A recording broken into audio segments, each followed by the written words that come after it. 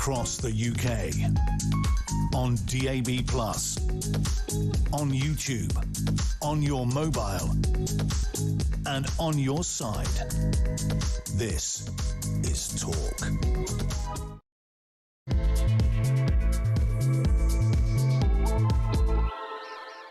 Very, very good morning to you. This is Talk. We are the home of common sense. 3 minutes past 11 is the time. And whether you're listening on DAB Plus radio on your smart speaker or watching on YouTube or your connection device, great to have your company. Quite a lot of bleary eyes at Talk Towers today, as you can understand, particularly from the Talk Sport boys down the corridor. After that, I mean, let's face it, stonking first match for England's World Cup campaign. We'll be talking about that in a few minutes. I'm delighted to say my guest joining me today, as always, on a Thursday, Philip Ingram, MBE, former senior military intelligence officer, not a football man. Good morning. You're a rugby man. You watched the match. I did watch the match. Not all of it, but a significant bit of it, because I thought I had to, and I for you good folk at home, and I quite enjoyed it. There you are then. Put that on the front page of the Sun. Philip quite enjoyed the football. I, as always, found the early bits excruciating and then very much enjoyed it. Anyway, if you missed anything from our show rather than the football last night, you can go to my YouTube page, the Julia Hartley-Brewer Show. Hit subscribe. You never have to miss a thing. We are, of course, going to be talking about England beating Croatia, likely the hardest match of our group. 4-2 last night. Captain Harry Kane, he did the business. He always does the business, Harry Kane. We'll be talking about that throughout the show. But also, of course, discussing the rather small matter of that Iran deal, Iran surrender, I think, is a rather more accurate description of what it was. Also, the Oxfordshire County Council launching a legal battle to ban raising Union flags and St George's crosses in the street. If you ever go anywhere near Oxford, in the centre of Oxford, which is very, very twee, it's very beautiful colleges and very twee, lots of flower boxes. On the outskirts of Oxford, there are just flag after flag after flag. It looks brilliant, I have to say. But apparently, local Kents look very happy about it. They want to have an injunction against that. Apparently, people are intimidated by them and distressed by them. And apparently, they're a terrible risk to everybody. It's amazing how much those Palestine flags and the rainbow flags and the pride flags never seem to be a risk to anybody or intimidating people. But our own national flags do. Want to talk about that. Look, as you know, there is the small matter of a by-election going on today. We are not allowed to discuss that, not allowed to discuss any of the candidates. Got to be very, very careful on that. We're going to be very strict on the phone calls on that front, by the way. But I do want to hear from you on an issue. I mean, again, I think this all ties into the World Cup, doesn't it? This is about people being proud of their country, believing in their country. We are the only country in the world that thinks that someone flying the national flag is in some way intimidatory, negative or racist or a sign you're somehow a bad person.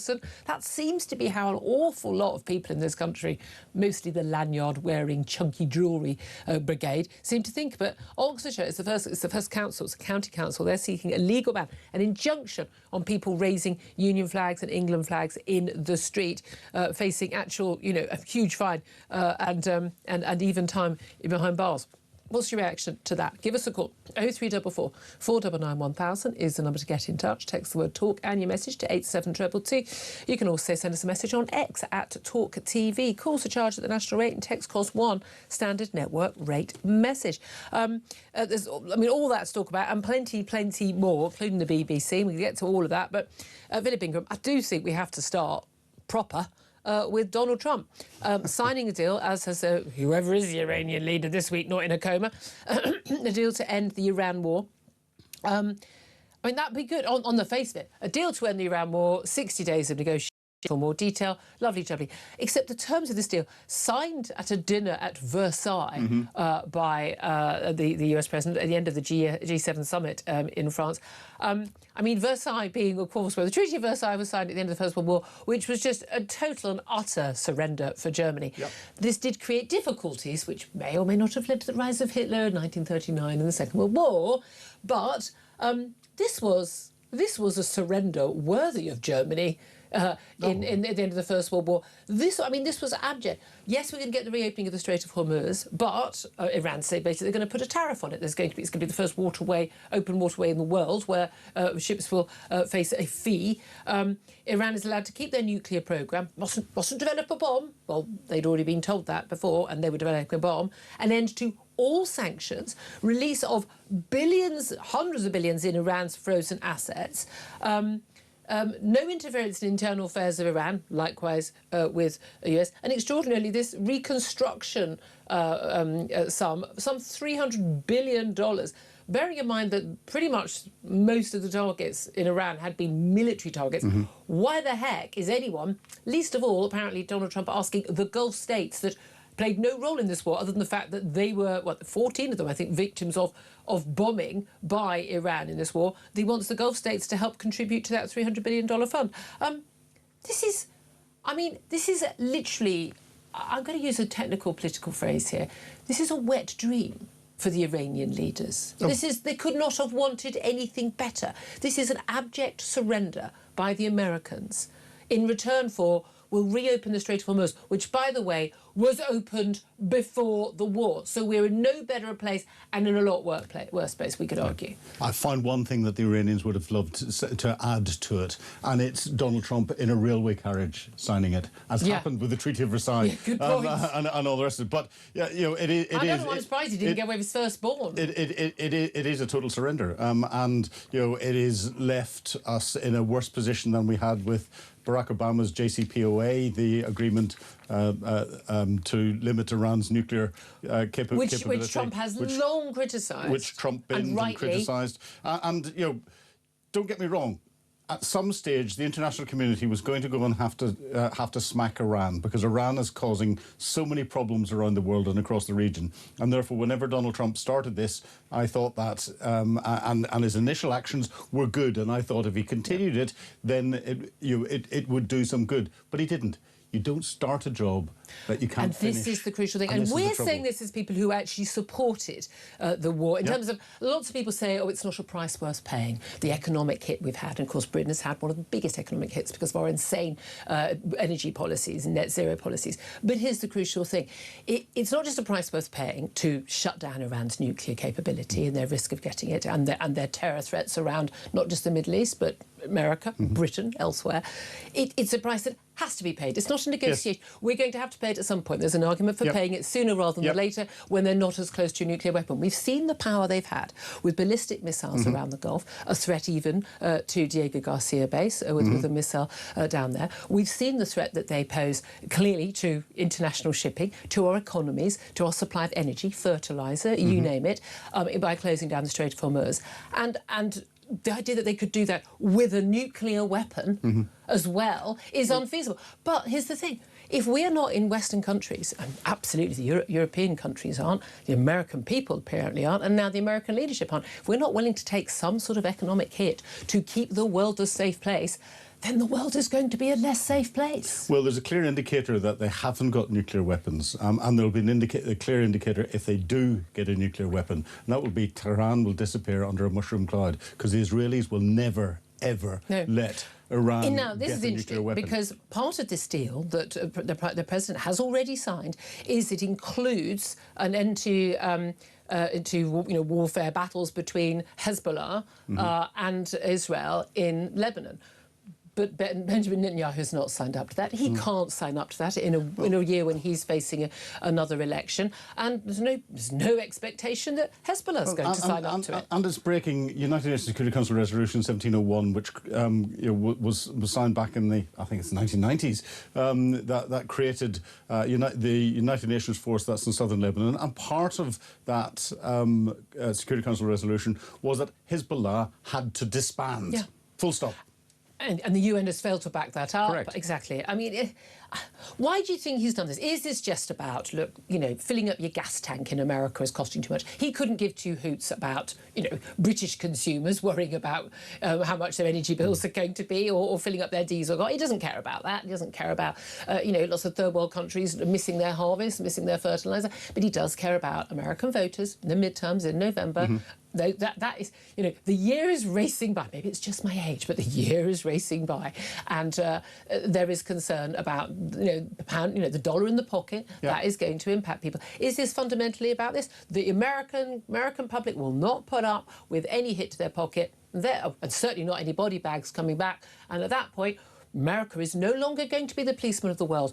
Well, a lot of people on the left will love that. Here's the thing, if America isn't the policeman of the world, who is? Well, that's the real problem here. I think Donald Trump has one eye on the electorate and the midterms and everything else, but I think as he's getting older, he's just turned 80. He's becoming much more short-termist in his views, and he gets bored with something. And he has the lowest attention span. He's got the attention span of a 3-year-old that's been watching TikTok for 2 years. Yeah, exactly, and that's the trouble here. There could have been a much better outcome for the whole of the world if the Americans had continued with their bombing campaign and destroyed the IRGC completely.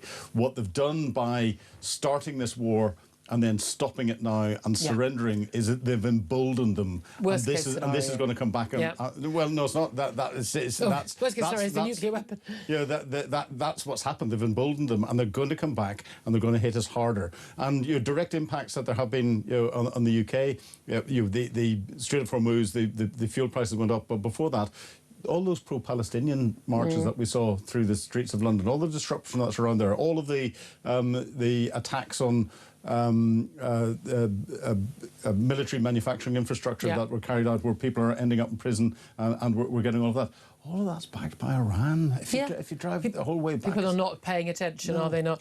It's very, very, very painful, and we, of course, are not in a position to be a big player at all. The coalition of the willing and totally unable. We had Dan Jarvis, our new Defence Secretary, at a NATO meeting on defence spending, absolutely empty-handed, and everyone knows it. Let's talk also about the question we're asking people. I mean, God, I'd love to hear your thoughts on the Iran deal as well. And say, I'm not.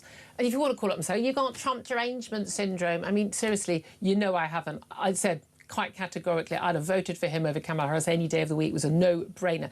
I always knew he was going to be weak on Ukraine, and he has been. But I thought he'd be strong on Israel and the Middle East. I approved of the war. I can't, absolutely, my mind is blown that they did not secure the Strait of Hormuz as a number one thing.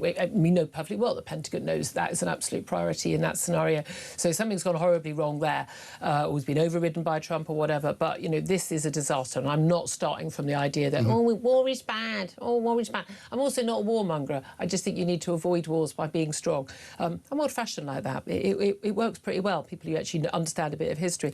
So I'd love to hear your thoughts on that on 0344 499 1000, but I know a lot of you fascinated by this ridiculous story about flags.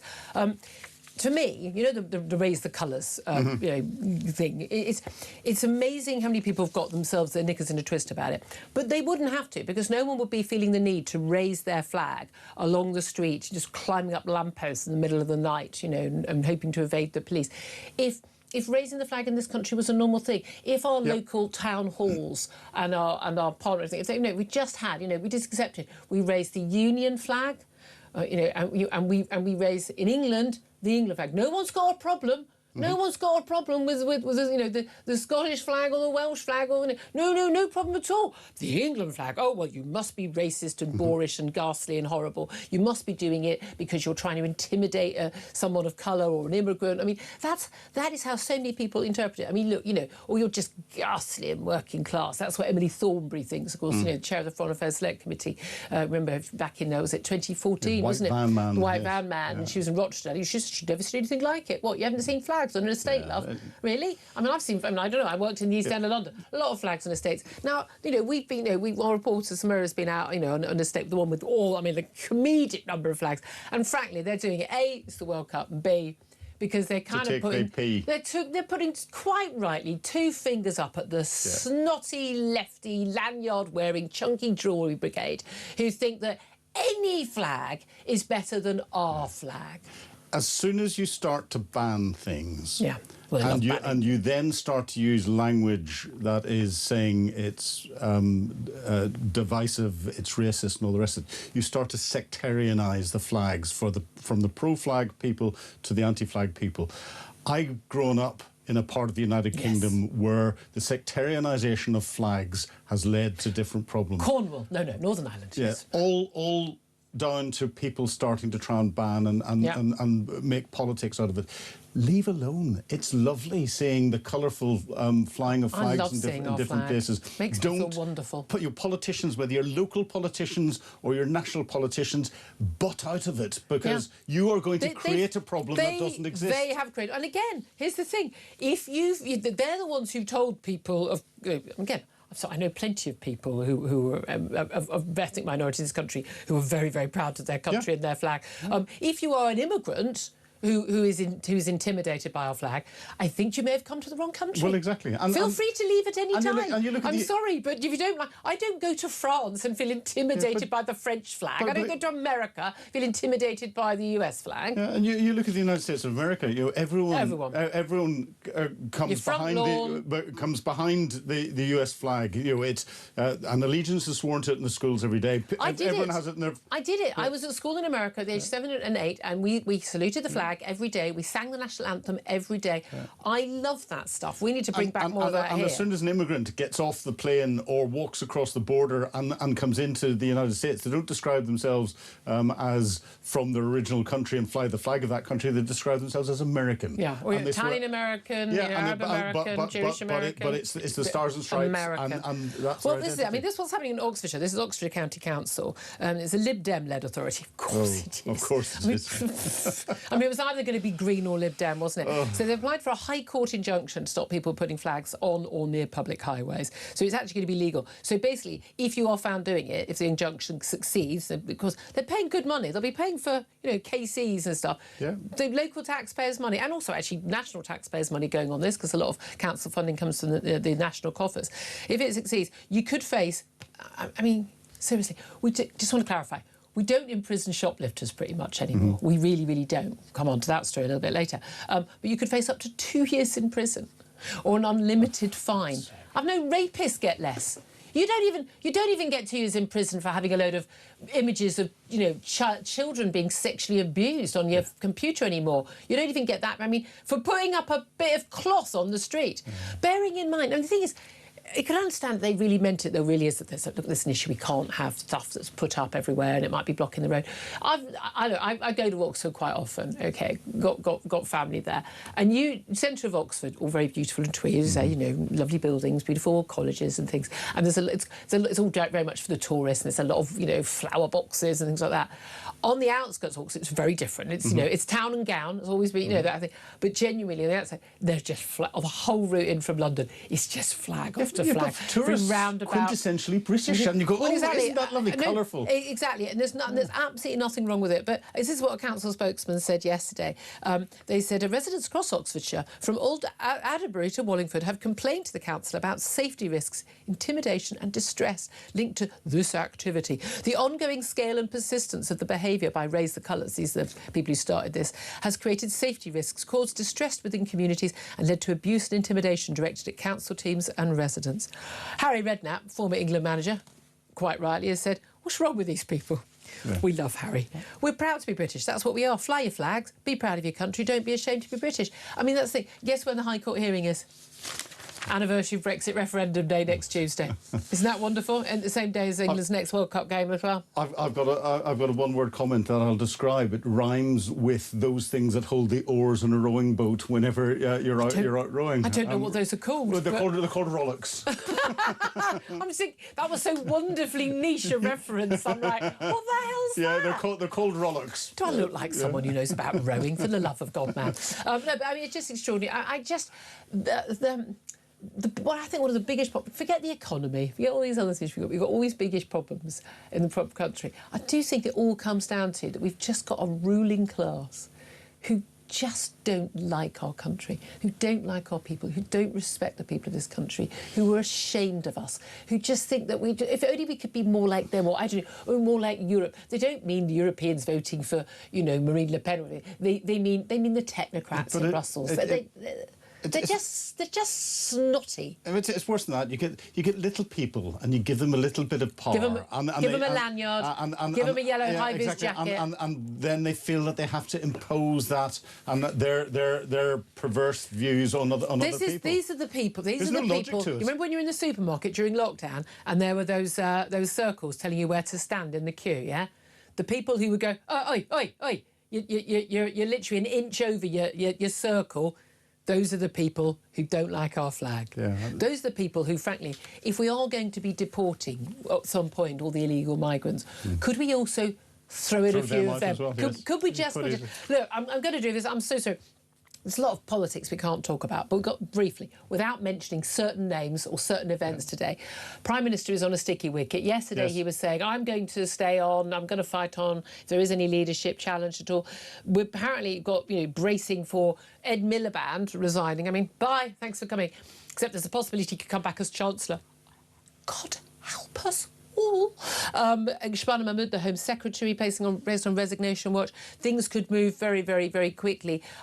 Again, a lot of us might say, careful what you wish for, but I've got to be honest with you, having watched them, we played a few clips of Keir Starmer yesterday, I don't think I can last much longer having to listen to him. I need him to go now. He's toast. He's got no credibility left whatsoever, and he's increasingly coming out with complete and utter garbage. And if Ed Miliband resigns, brilliant.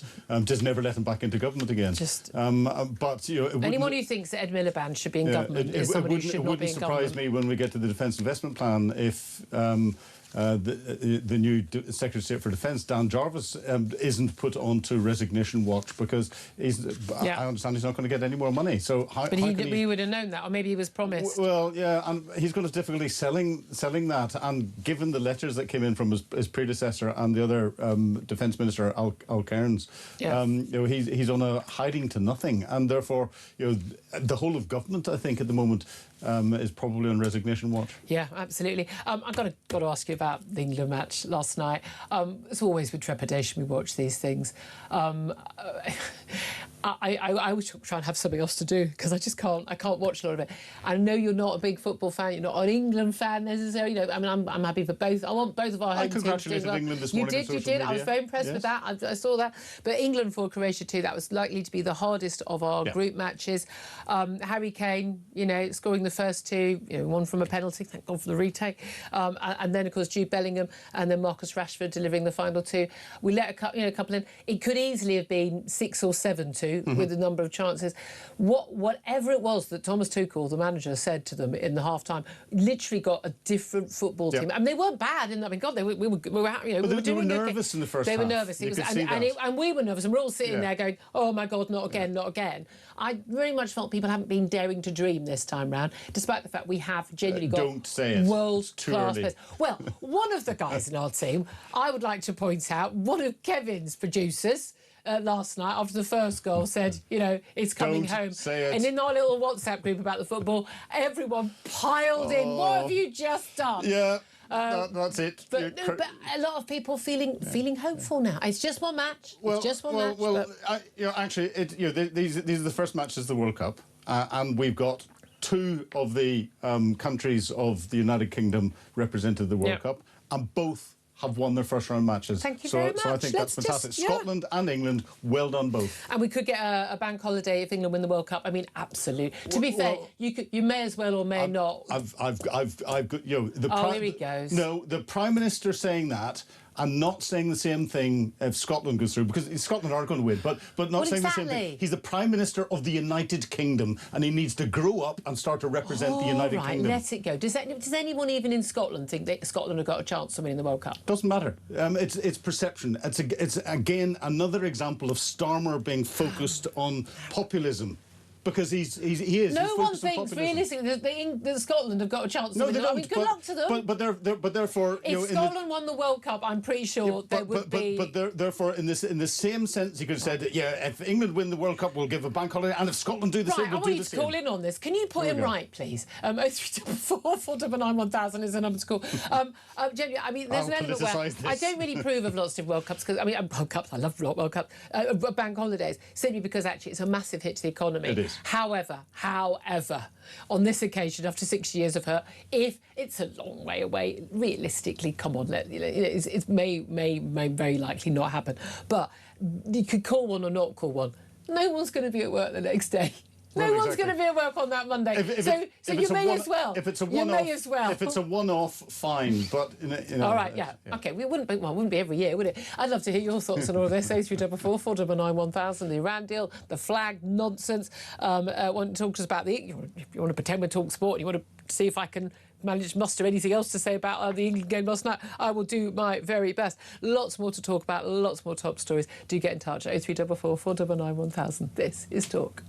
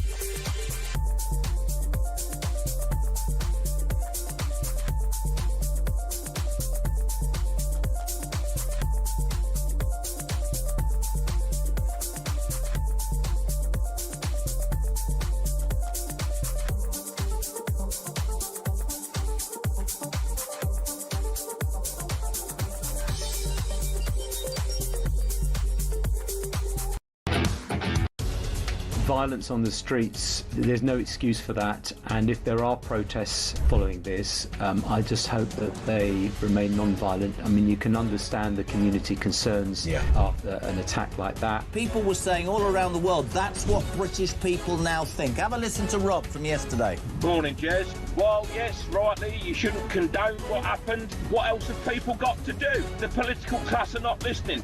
These people who are coming over here illegally, they're rapists, terrorists. They're coming over here, literally like putting a wall in a sheep field. The UK.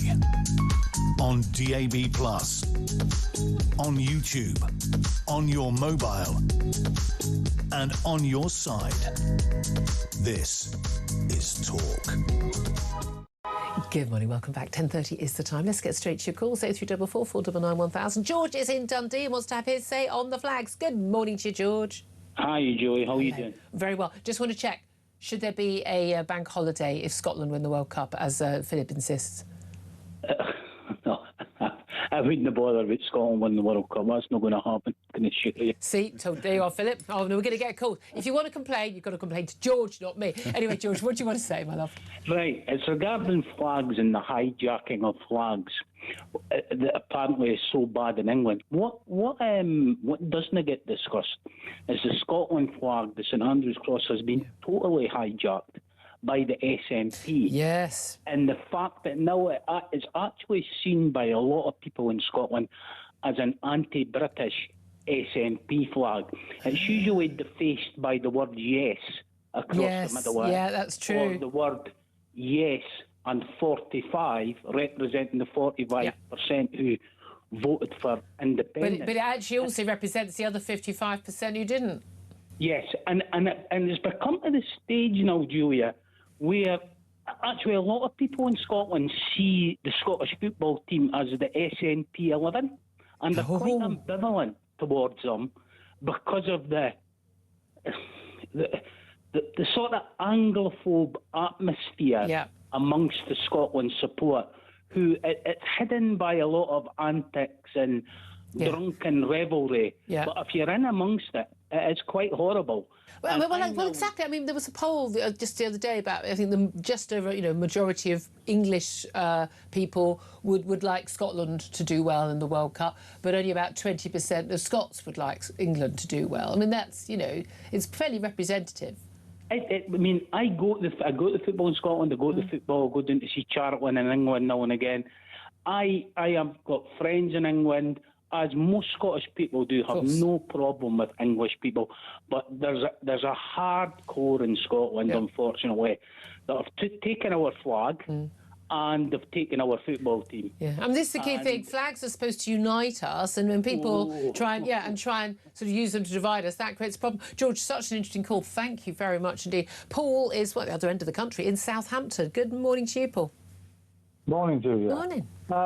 I think Philip, he's just got sour grapes because he's in Northern Ireland and not anywhere near him. But nailed it, Paul. Nailed it. But I think in whole, I think we should, if Scotland win the World Cup, I think we should all have a bank holiday so we can run around catching the flying pigs that will be amassed around these great isles. Flying haggai. Harsh, but do you find that? What do you make of the reaction? I mean, Oxfordshire County Council, Lib Dems. I mean, what do you expect from them? The horror, and the distress caused by people flying their national flag. I don't. I mean, I'm a proud Englishman, and I love the flag of St George, and I don't know how these people. I think there should be something written that they cannot do this. Yeah. You should never be allowed to ban the flag of your country. But also, I mean, again, of course, you don't want it draped over a signpost or anything like that. But the idea these are a risk when they're way up a lamppost. But also, you know what? If a load of councils hadn't started flying the rainbow pride flag all the time, and the trans one, and the Palestinian flag, this wouldn't have happened. No, it's all about the minority telling the majority what to do. Yeah. And it's just, I mean, even down my road, when all this kicked off 6 months ago, there were flags of St George's on nearly every lamppost. Love it. Love it, Paul. Yeah. Thank you. Well, we'll have to leave it there, Paul. I really appreciate that. That was probably funny. We'll have a bank holiday to catch all the pigs flying. Again, complaints to Paul, not to me if you're Scottish. 10:34, or to Philip. You can complain to anyone you want, just not me. Coming up, we're going to be talking to the fabulous columnist at The Sun, David Wooding. He's up next. Talk politics without at any point mentioning a major event of the day. This is Talk.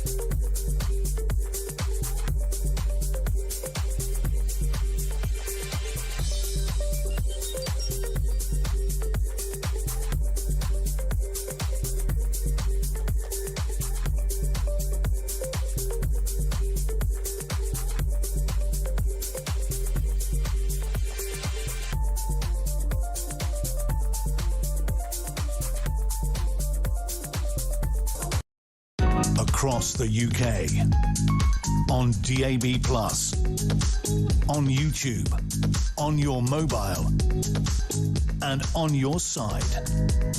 This is Talk. Very good morning. This is Talk, the Home of Common Sense. 10:36 is the time. I'm Julia Hartley-Brewer. My next guest is Sun columnist David Wooding. A very good morning to you, David. Morning, Julia. Always a very strange day when there is a by-election, when you're not allowed to mention anything about it or indeed any of the candidates, and especially when you're trying to have a political conversation, but we're going to have to try and do that. There's a lot of talk about Keir Starmer facing a leadership challenge as early as next week, and whatever happens in a by-election that's being held today, but also bracing for resignations from senior members of his own cabinet. We've got Ed Miliband, the energy security or net zero secretary, you can't be both, basically not refusing to take his calls, refusing to give up any money for extra defence spending that's desperately needed to keep our country safe. I mean, not even taking his calls should be a sacking matter instantly, should it not? I don't know the last time you didn't take a call from your boss. I mean, give me a break, but he could go. Shabana Mahmood, the Home Secretary, could go. How quickly do you think, in whatever the scenario is tomorrow morning, mean, how quickly do you think we could see the back, for the love of God, please, of Keir Starmer? It could happen within days, Julia. It's as you probably know yourself, there's a lot of chatter going on in the bars of Westminster, and indeed this time of year on the terrace outside, where people have been overheard. Is that where you got your tan from, young man? I paid for my tan. But yes, there's a lot of that going on at the moment, and there's word that that Ed Miliband may have been offered the Chancellor's job by one of the contenders for the leadership, if I may say that, and that he will be one of the first to go to trigger a wave of resignation. But will Starmer be willing to go? Because he said again and again, in an interview with Beth Rigby on Sky, but he was asked, under any circumstances, would you leave or would you stay? No, he said, no, he's not going to go. The thing that he's often praised for being is resilient. I mean, basically, I would say pig-headed, frankly, rather than resilient. But he has no intention of leaving. It's quite clear. He didn't take the signal from the local elections. Will he take any signal from, the Defence Secretary resigning, his Health Secretary's gone? Realistically, is he going to cling on by his fingernails because he doesn't have very good advisors? No, he doesn't, and he's clearly stubborn on this point. And you could have a very long and damaging competition for the Labour Party going right over the summer into the party conference. And of course, you know what happens in a leadership election, that they tend to knock lumps out of each other. And they give ammunition to the alternative parties 2 years later. I mean, it's just a case for Kemi Badenoch and Nigel Farage and all the rest of them to sit back with the popcorn and watch Labour do their job for them. And if they don't have a leadership election and you have a coronation, the new Prime Minister will have no mandate to do what he or she wants to do.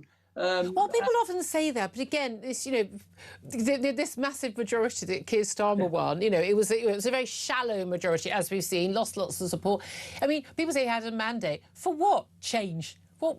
Change what? I mean, no one changed. Yeah, it got really, really boring listening to speeches by prime ministers. I mean, I don't know what change he was actually going to deliver on the fact our taxes went up and the economy didn't do very well. So you sort of wonder, given that we don't have a presidential system, how much of a mandate any leader would have. Absolutely. Well, change. We didn't get any change, as you just said, Julia, and we don't even know what that change would be because I don't think Keir Starmer had a plan, which is the reason he allegedly sacked Sue Gray as his chief of staff, because that was when he got into number 10, he said, "Where's your plan for the first 100 days?" And she said, "What plan?" And then she's out the door, and he didn't have a plan. It's amazing. And I often wonder whether some of the people who want to be leader of the Labour Party actually have a plan rather than wanting to be Prime Minister. Because it's not all about personalities here, Julia. No. It's about policies. And somebody's going to have to come up with a plan to get Britain out of the mess it's in. To improve people's lives. And that's, another way of improving people's lives is not telling them all they're horrible bigots because they want to fly a flag. We're asking people to call in today. I'm sure you'll have heard those brilliant calls we just had. But, Oxfordshire's the first council, the county council. They're seeking an injunction, paying, using taxpayers' money. That's all they're spending their time doing. Not emptying the bins, not improving their local schools, none of that. No. They're going to get a legal ban on raising Union and England flags in the street. Of course, it will apply to all flags, but those are the flags. But I mean, I've driven in and out of Oxford a number of times in the last few months. I'm sorry, they look absolutely brilliant to me. The only reason they don't like those flags is because they're England flags and Union flags. And you know perfectly well, if they were Pride flags or pro-Palestinian flags, they'd be perfectly happy with them. Absolutely. And, it's a Lib Dem council there, so no surprise there. But if you go to America, I was in America a few months ago, and they're proud to fly their flag. They have them on every doorstep in some areas, and it doesn't look tacky. It looks pride in their nation. And we keep talking about the pride flag. The pride flag should be the Union flag. Yeah, that's absolutely. The one we should all be proud of, and that's the one which should unite us. It's in the title, United Kingdom. But that's where we should be. Look, you worked in the Sun for many, many years, and you worked in Parliament, you know a lot of the people in the leadership class. And again, you like me, you'll be friendly with a lot of people from different political parties. We do have an issue, though, in this country, don't we, of it's a very snotty attitude that a lot of people at the higher echelons, in more than, not just the Labour and the Lib Dems and Greens, but I think in actually some of the Tories as well, certainly on the left, where they have a very very negative, snotty attitude towards people who want to fly the flag. It's oiks. It's drunk louts. It's the white van man who they despise. It's racist. It's bigots. This is a view of a political class towards the average voter in this country, which is completely unique to Britain. I think the Labour Party has been taken over by the privately educated, middle-class Oxbridge set, who really try to stand up for the working class, and they don't understand the working class because they're not come from that background themselves. Now, I'm not saying for a minute that there's anything wrong with being middle class, but you have to understand your cohort, and they think they know and not look down on them. Absolutely. I mean, they don't. This is why Nigel Farage has done so well. He understands, he's connected with what the people want. They don't want mass migration. They don't want benefit cheats. They want fairness, and they want to get on in life. And one of the things they are is immensely proud in their country and their football team. And they like to fly the flag. Yeah. And when they're told by snooty people that you can't do it because it's not a clever thing to do, they don't like being lectured. This is why they voted for Brexit, because they felt, and it was mostly working class people, mostly people who vote Labour, who felt we are not getting what we want from either Conservatives or the Labour Party. So I was going to say something unpleasant then, but get lost, a lot of you. We'll stick with get lost. But exactly, we've got that anniversary coming up next Tuesday, and I have to say, it's still, I think, top 5 days of my best days of my life, and up there, the birth of my daughter, getting married. Genuinely, it's just. I think about it, and I think about waking up that morning. I gave myself a few hours sleep because I knew I had to write in a newspaper the next day, and I was just so utterly thrilled with that result. And although a lot of people say, we haven't had the benefits of it, in a way we have, simply because it was about, for me, we haven't seen the controls on immigration that a lot of us wanted, but for most people, and it's really clear in the polling, it was about democratic sovereignty, it was about democratic accountability, it was about when our government does stuff that we don't like, we kick them out, and that is what voters are going to keep on doing, isn't it, until the ruling class start doing what we've instructed them to do. Absolutely. And you keep hearing people, the Remainers, who have now become rejoiners, and they keep telling us, Brexit's ruined everything. Brexit's awful. It's terrible. We've got to go back in again. They just don't get it. People left because they were fed up with not getting what they wanted, and they wanted to hold the government to account. And there's two big things that have changed. I mean, there were a lot of lies given by both campaigns. I mean, the Remain campaign told us the sky would fall in if we left. I remember George Osborne telling me when he was Chancellor that it'd be an immediate, long and deep recession within 24 hours. It never happened. We're still waiting for it. And then he said there would be a massive emergency budget within the first few days, and he would have to cut defence. Well, defence has been cut by this government, not by Brexit. The two things which have changed in the last 10 years since Brexit, in my view... Well, since the vote, I mean, it didn't actually happen until 2020, did it? Yeah.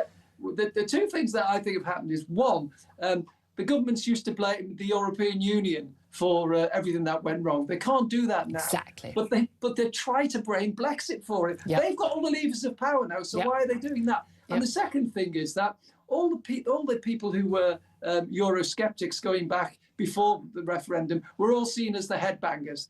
The headbangers now are the people who want to take us back into the European Union on worse terms than we ever joined. I mean, bring on the referendum if they want to have a referendum, because there's no way they'll win it. I think it would just be hilarious to get the second win. Just finally, very briefly, very happy with England's performance last night. Great opening match, certainly the second half. Although, some goals in the first half. Do you think that, we should get a bank holiday if England do win the World Cup? Or indeed, is Scotland win the World Cup? Well, of course, if a British team win the World Cup, we'll all want to celebrate, and it would be great. I can understand why Keir Starmer's not committing himself. One, because he doesn't want to put the kibosh on it, and two, because when he called for a bank holiday if the women's team won, and the Tories refused. Then they won it when he was Prime Minister and he didn't give us one. Yeah, very good point. How unusual for the Prime Minister not to stick by his word. Some columnist ever winning. Lovely to talk to you. Thank you very much. 10:47 is the time. I'm going to take a quick break. Up next, yes, we are going to talk more about that match last night with sports writer at the Telegraph, Jim White. This is Talk.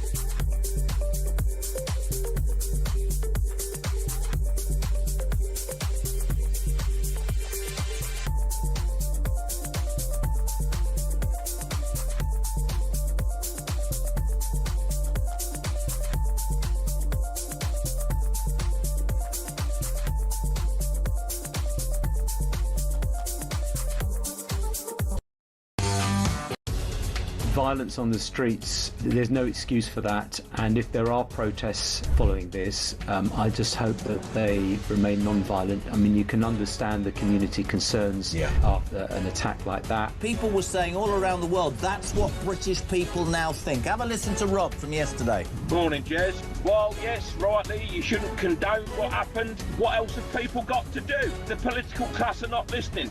These people who are coming over here illegally, they're rapists, terrorists. They're coming over here. It's literally like putting a wolf in a sheep field. The UK. On DAB+, on YouTube, on your mobile, and on your side. This is Talk. A very good morning. Welcome back to the show. 10:50 is the time. I'm Julia Hartley-Brewer. Philip Ingram is still with me, who, even though an Irishman, Northern Irishman, who doesn't like football, even he watched the big match last night. England kicked off their World Cup campaign, first match in their group against Croatia, and an absolute stonking thriller it was, ending 4-2 for us, of course. 2 more matches to go in the group, but it's already looking good. Oh, are we getting too hopeful again? It's the hope that kills you, isn't it? Let's talk to Jim White, sports writer at the Telegraph. A very good morning to you, Jim. Morning, Julia. Thank you for joining us. Thriller. Stonking thriller. It was an absolute... about England. It genuinely was. I start off with that, unless I'm in the pub, which I try not to do. I'd rather, concentrate. I try and have something else to do because I can't bear the early minutes. And the early minutes it was all around our own goal. It's like, can we just get the ball away? We had some great goals. Harry Kane delivers every single time. But what happened, whatever the hell happened in the team talk by Thomas Tuchel at a half time, I mean, that the man worked his magic, because a different team came out for the second half, didn't they? Yeah, absolutely. I think for most of us recently, watching England has been kind of a self-flagellation. It's full of angst. We're worried. Why can't we do it? What are we doing? What are we up to? And I think Tuchel obviously felt the same watching the first half. Come on, guys, you're better than this. Let's get on with it. Gave them a terrific, some might say a blast at half-time. The players themselves said it was very, very inspiring what he said. What's really interesting about this, Julia, is he's German. You may have noticed that. He actually recognised that there's something about English football that might win. Whereas in the past, all of them the managers have been desperately trying to be a bit more Italian or a bit more Spanish, playing under control and lots of possession. He just said, go for it, lads, like you do on a Saturday. Yeah. Well, by all accounts, one of the things he said, and I think one of the players said in a post-match interview, he said, look, we see what happens, but if we're going to lose, because at that point I think it was 2-2, wasn't it? We went into the equaliser, came from Croatia just before the half-time whistle. But basically he said, if we're going to lose, let's lose on our own terms. Let's go out, let's fight. And I mean the energy levels. I don't think the ball even hit. If it went outside of England's control in the first few minutes, it could easily have been 6 or 7-2, not 4-2. It was amazing. I have to say, I felt sorry for the Croatian goalkeeper because that man was working overtime. I mean, he was non-stop having to be doing the business. And the scoreline makes it look like he was rubbish when actually he did some amazing saves, didn't he? Yes, he did. I mean, you're not wrong. England could have won that by 6 or 7. They had lots of chances. They just didn't take their foot off the pedal in the second half. Two things that were in their favour. That stadium was air conditioned, so it was a nice controlled temperature throughout, not this baking heat, which made it all the more bizarre that they had to stop and have a hydration break. Can we talk about that? Now, I get the whole, if some team, playing in Mexico and Canada and America, and they're different temperatures, and, if it's an air-conditioned stadium for a reason, because it's going to be very hot in Dallas at this time of year, but, you've got to make it even for everybody. But I'm thinking, my studio's hotter than that. OK, I'm not running around, but for goodness sake, I mean, they don't need water breaks. But do you think it's reasonable that there should be water breaks if they're going to have them? Because the England fans didn't like it. They was booing every time they stopped for a water break. Yes, I think the cynic in us all is saying this is actually predicated by American TV and they want an extra commercial break in there. Absolutely. Yeah, probably the managers don't mind, actually. The coaches probably don't mind, because if there are problems, they can get in there and quickly articulate them. And you watch Tuchel in the hydration breaks having really intense conversations with a couple of his players. So clearly he was doing it. But it does seem absurd, doesn't it? Yeah, it does. Can I say, I'm, as someone who is not sporty at all, spent my entire time at school being told off by PE teachers I look like I should be sporty, but I'm not. So I've never played big team games and things like that. But the thing I've never understood is, the same with the Premier League players as with the England team, is that, these guys, I know they're not paid the big bucks for playing for England, but the glory is so huge. There's a massive reward for doing well. These are professionals. This is what they do for a living. They do it day in, day out. Why is it so often that, I mean, not in yesterday's match, obviously, why is it so often that teams don't gel and don't play well, and that some key players don't play well, and yet a new manager can turn it around in either direction, make them good, make them bad? How is it that someone's job could be, an ability to do their job could be so impacted by the arrival of, one man or one woman? It's a very interesting question, Julia, but I think the pressure for playing for England, they used to talk about the shirt weighing heavier than a Premier League team does. If you're playing for Chelsea or you're playing for Arsenal, you're playing for Manchester United, that is pressure enough, but England is an added level. And I think a manager has the capacity and ability to change things. And I think what Gareth Southgate did was make it more fun to be part of England. But what he didn't have was that tactical ability, which said, well, if you do this, that and the other, it will be easier. And it seems to be that the FA, heaven knows this is probably the first time they've done it, have picked the right man to say the right words at the right time. Well, I mean, thank goodness for that. Look, everyone gets a bit hopeful. We all piled in on one of our colleagues in the footy WhatsApp group last night, who said after the first goal, the penalty, the second taking of the penalty by Harry Kane, that it's coming home, and everyone went, no, what did you just do? Don't say it. Don't say it. You can almost think it in the corner of your mind. I mean, I've not been too hopeful because, as we know, it's the hope that kills you. Do you think that we have properly world-class players and a world-class captain who delivers every time? Can we do it? I think it's probably harder this time than it's ever been. You look at France, they really delivered. They've got properly world-class players. Look at Argentina, Messi scored a hat-trick. Look at Germany, absolutely slaughtered their opponents in the first round. I think it's going to be really, really tough. All right. That Thanks, Jim. That said, they're as good as Stand they've ever down, been. everybody. And in terms of the fans, there's talk about the fans were forced to take down flags at the opener. Stewards removed flags draped over FIFA hoardings. I mean, everyone knows the rules. You don't get to do that. They know America. It's all about the big money and the advertising. That's not such a big deal. The biggest issue, of course, is the amount of people who haven't been able to go out there. People not being able to get in the country, not being able to afford the extortionate price of those tickets. Although that said, saw quite a few interviews with fans who'd paid up to $1,000 for their tickets last night. I went, it was worth it after the end of that match. It's really interesting, this, because before every big tournament, whether it be the World Cup or the Olympics or whatever, there's talk of crisis. It's all going to be a nightmare. Nobody's going to be able to afford to go. But one of the things now it's started, the football's been really good. And the stadiums are magnificent. That stadium that England were in last night, absolutely magnificent. I think the fans who went really enjoyed it. Yeah, America they could have a beer. I was just going to say, we were looking up last night. In virtually all of the stadiums, you're allowed to have a beer. You're allowed to have spirits. The only thing is, the only rule is apparently you can only buy 2 drinks at a time, and you have to buy them for yourself. You can't buy them for someone else. So you can't buy a round. So that's good. But again, and I bet you there'll be no trouble at all. No, but mainly because the England fans don't drink the beer. They throw it in the air when they score a goal. Also, and they scored 4 last night, so that was a lot it's of American beer, which is basically water. Jim White, I hope we'll speak to you many times with a smile on our face. We've got 2 more big matches to come in our group. That should have been our hardest. So fingers crossed. Sports writer at Telegraph, Jim White, thank you. Philip Ingram, I'm just so excited that you actually watched the match. First thing I said to you this morning was, I know you don't like football, but did you watch the match? And you did enjoy it. Yeah, no, and it's brilliant. Thomas Tuchel's got a real challenge of taking a number of individuals who a lot of them think they're prima donnas and are financially motivated. These are huge stars. Financially motivated in their clubs too, being pride motivated for the country. Yeah, absolutely. There will be a little bit more football chat. I know we're not TalkSport, and I know I don't have any of the expertise, but I'm an expert fan, as many of us are now. So we'll be talking a little bit more about that, more about Iran, more about our flag not being taken down by stewards at the World Cup because it's blocking and advertising hoarding, but because it's on a flagpole in our own country, and apparently that makes you a bigot because you're intimidating people who don't like it. What on earth's going on? Give us a call about that. This is Talk.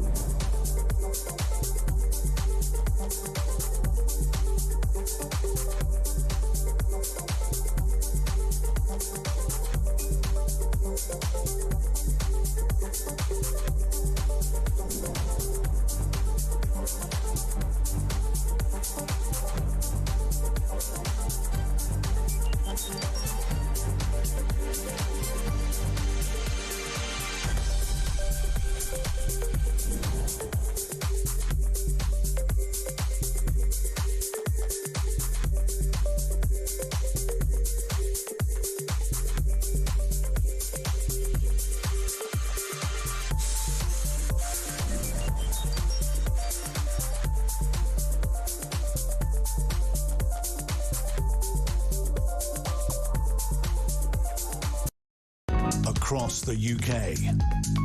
On DAB+, on YouTube, on your mobile, and on your side. This is Talk.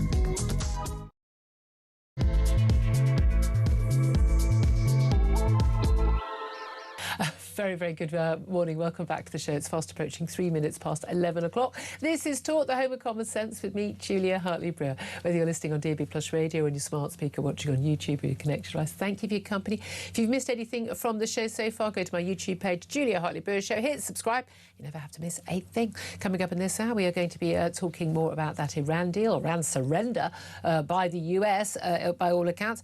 We'll also discuss how Keir Starmer's braced for Ed Miliband and possibly Shabana Mahmood to resign next week from his cabinet in a coordinated coup to force him out. Also, it's been revealed that small boat migrants who appeared on a controversial episode of Question Time were placed there by campaigners. Imagine our surprise that some people who just randomly arrived here as illegal immigrants on boats have somehow managed to discover the BBC has a show called Question Time and getting themselves on it. I mean, are you kidding me? It's amazing that the people who do the audience selection there didn't twig that that seemed a little bit unlikely. Plus, doctors have warned of extremely dangerous delays to cancer care due to staffing shortages. Never a shortage of staff, though, to get everyone to wear pride lanyards in June, are there? Never a shortage of staff to do some sort of ridiculous, some sort of re-education plan on DEI or on net zero. Never a shortage of staff. Then they're all paid absolute fortune, a damn sight more than a lot of the people who would actually help detect cancer and start those treatments, the radiographers and others. But there we are.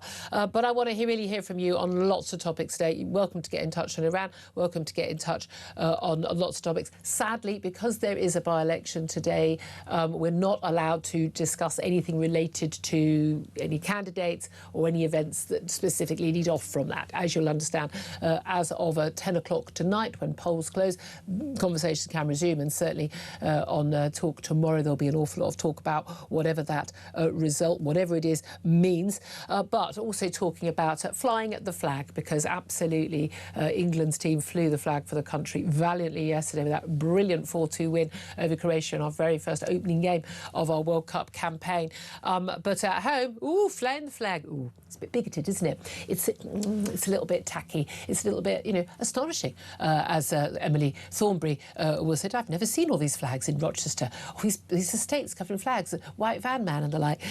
Apparently it's quite intimidating to people who think that somehow it is somehow a signal of being anti-immigrant or anti-brown or black-skinned people. It's none of those things. It is our national flag, in the same way as every other country flies their national flag. But the fact that actually the trans pride flag and the Palestinian flag for an awful lot of councils seems to have taken over from our national flags, whether it's the Union flag or the Cross of St George.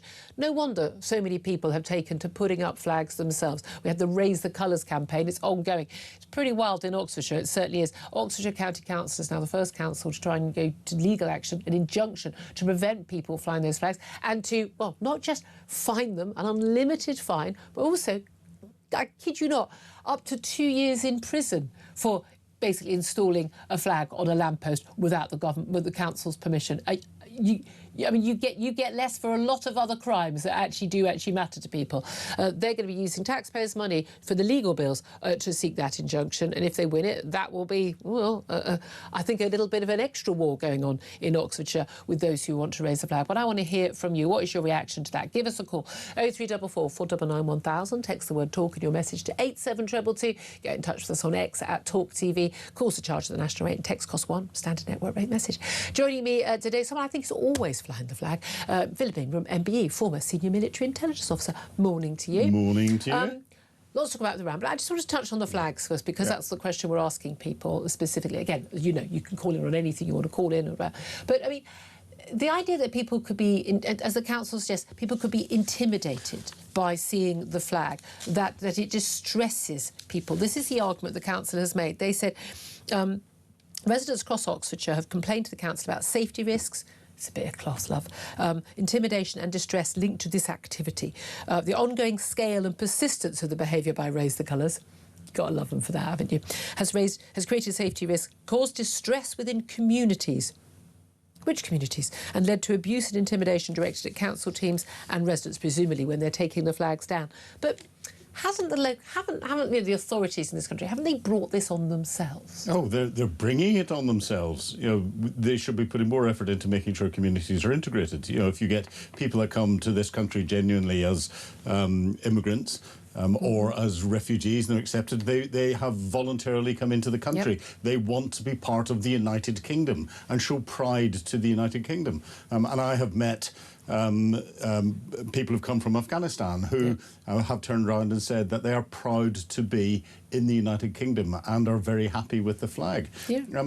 Frankly, I don't care whether they are or not. And as soon as you start banning things because you've got a perverse political view on it as to how you think other people should be thinking, you're starting to sectarianise it and you're creating problems. But isn't it fascinating how many of the great and the good, you know, the people who'd be horrified by seeing anyone fly their own flag, that they think it's outrageous that Reform have said on any of their councils, only the county flag, the England flag, you know, or you know, whatever nation they're in, or the Union flag can be flown. Just like, no, we're just going to stop. And those of us like, oh, you're taking down the Ukraine flag. I support Ukraine as much as the next man or woman. I don't think we need to be flying the Ukraine flag over our local councils. And frankly, Zelensky can do one when he was complaining about that the other day. That's not a signal that we're not supporting you. I'm sorry. I think money. I don't have flags in my ex-biog either, because I don't think that is necessary when you actually support people. But again, the rainbow flag, I mean, this initially happened as a reaction to all these Palestinian flags going up. What the hell is the Palestinian flag ever doing?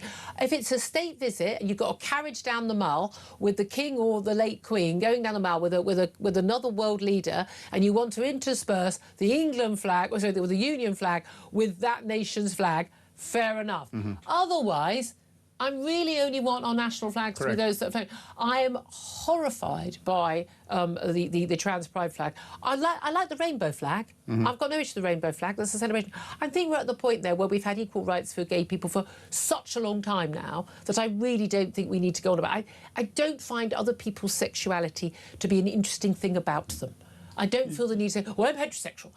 Celebrate me. I don't even say that. I just don't think it's an interesting personality trait. As soon as you start splitting everything up into little silos, you create division. Where you create division, then you get friction at those friction points. I mean, and there is still homophobia. I get that. But I mean, the trans flag, that trans, inclusive flag. I mean, it's got Black Lives Matter. I mean, they put in the bit for and it's for refugees, and it's for this, and it's for queer, whatever the hell that is.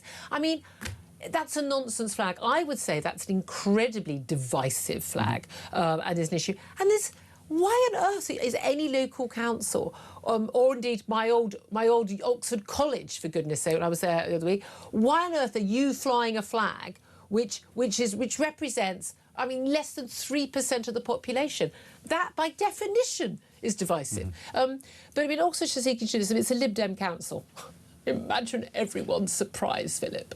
Well, you've just explained exactly what's happening. And it is creating division. It's not trying to bring communities together. And this is where the council needs to wake up. And, they're expending political capital in doing this. And literal money, our money. Literal money, instead of that money being spent on getting the bins collected, filling the potholes in, all the things that are important to people. I don't want my local council to have a view on anything other than when my bins are collected. I really don't. But they should have a meeting and talk about the war in Gaza and exactly. I don't care what your views are on Palestine either. Exactly. Or Ukraine, even the things I support. I don't need my local councils. I don't need to twin with anybody. It's nothing to do with you. Get your job done. That's all you need to do. Potholes and bins. Yeah, potholes. Oh, yeah. I mean, and adult care, elderly care. Adult care. That's where most of the money is going. Exactly. If you've got money for a flag, you've got more money you could be spending on the things that matter.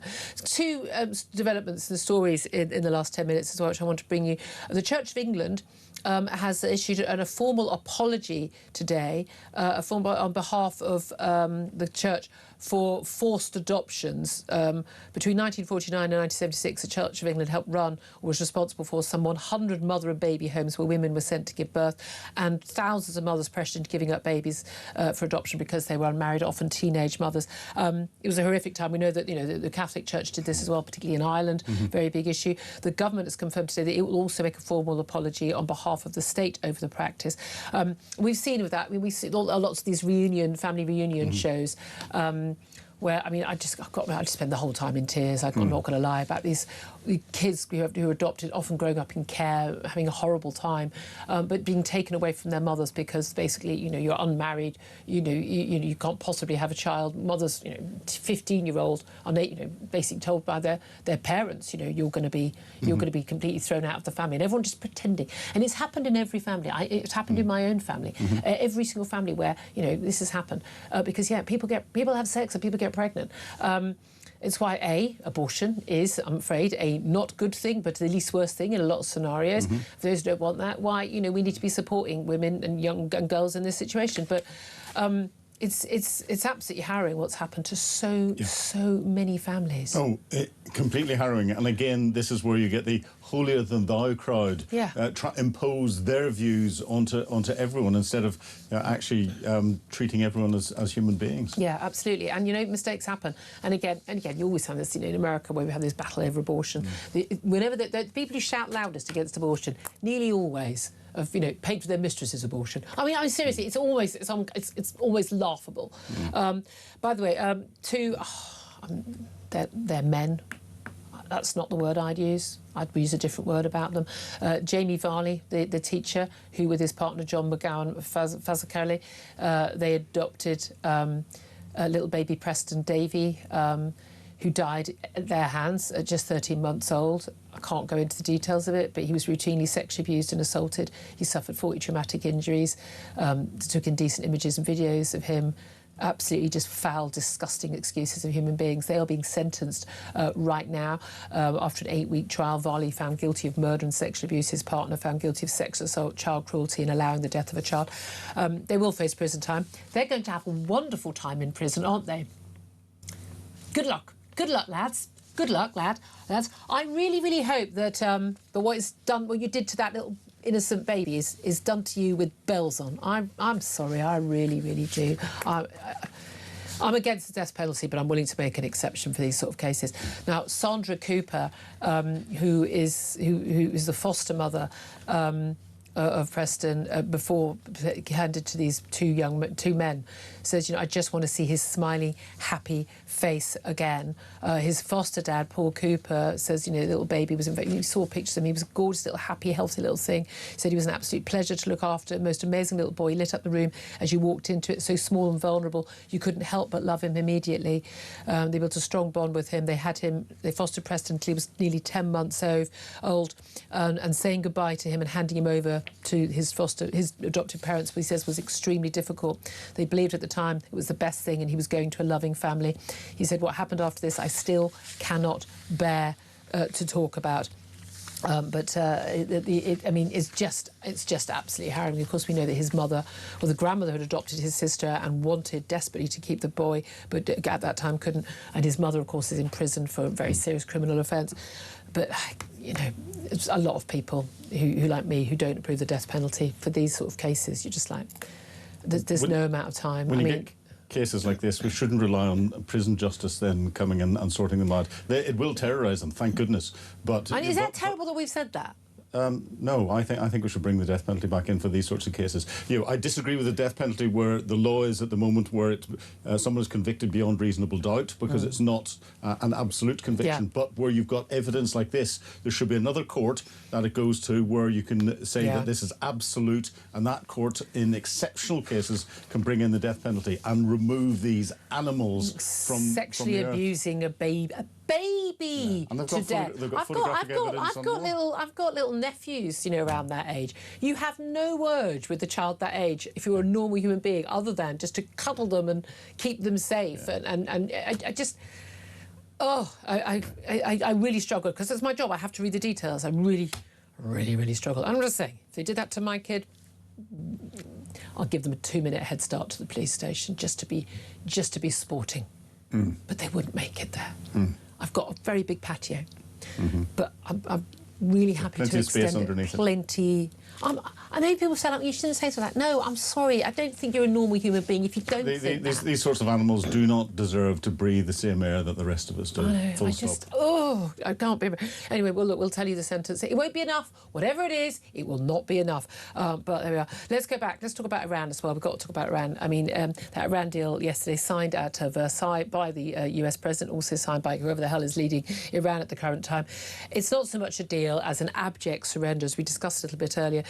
Yes, it's all about reopening the Strait of Hormuz, which, by the way, wasn't closed before. Exactly. But Iran wanting to impose a tariff, again, that's an extraordinary precedent. Which is against international law? Yeah, again, the British Navy used to do this job, and then the American Navy took it over, which is keeping free passage on the high seas, because we need things like oil and fertiliser and other goods to travel freely. Extraordinary reconstruction plan with a fund for $300 billion, which apparently Donald Trump wants the Gulf states to cough up, the ones that Iran has bombed. I mean, wow. The nuclear programme allowed to continue. It's still under negotiation, but they must no longer try and have a nuclear weapon.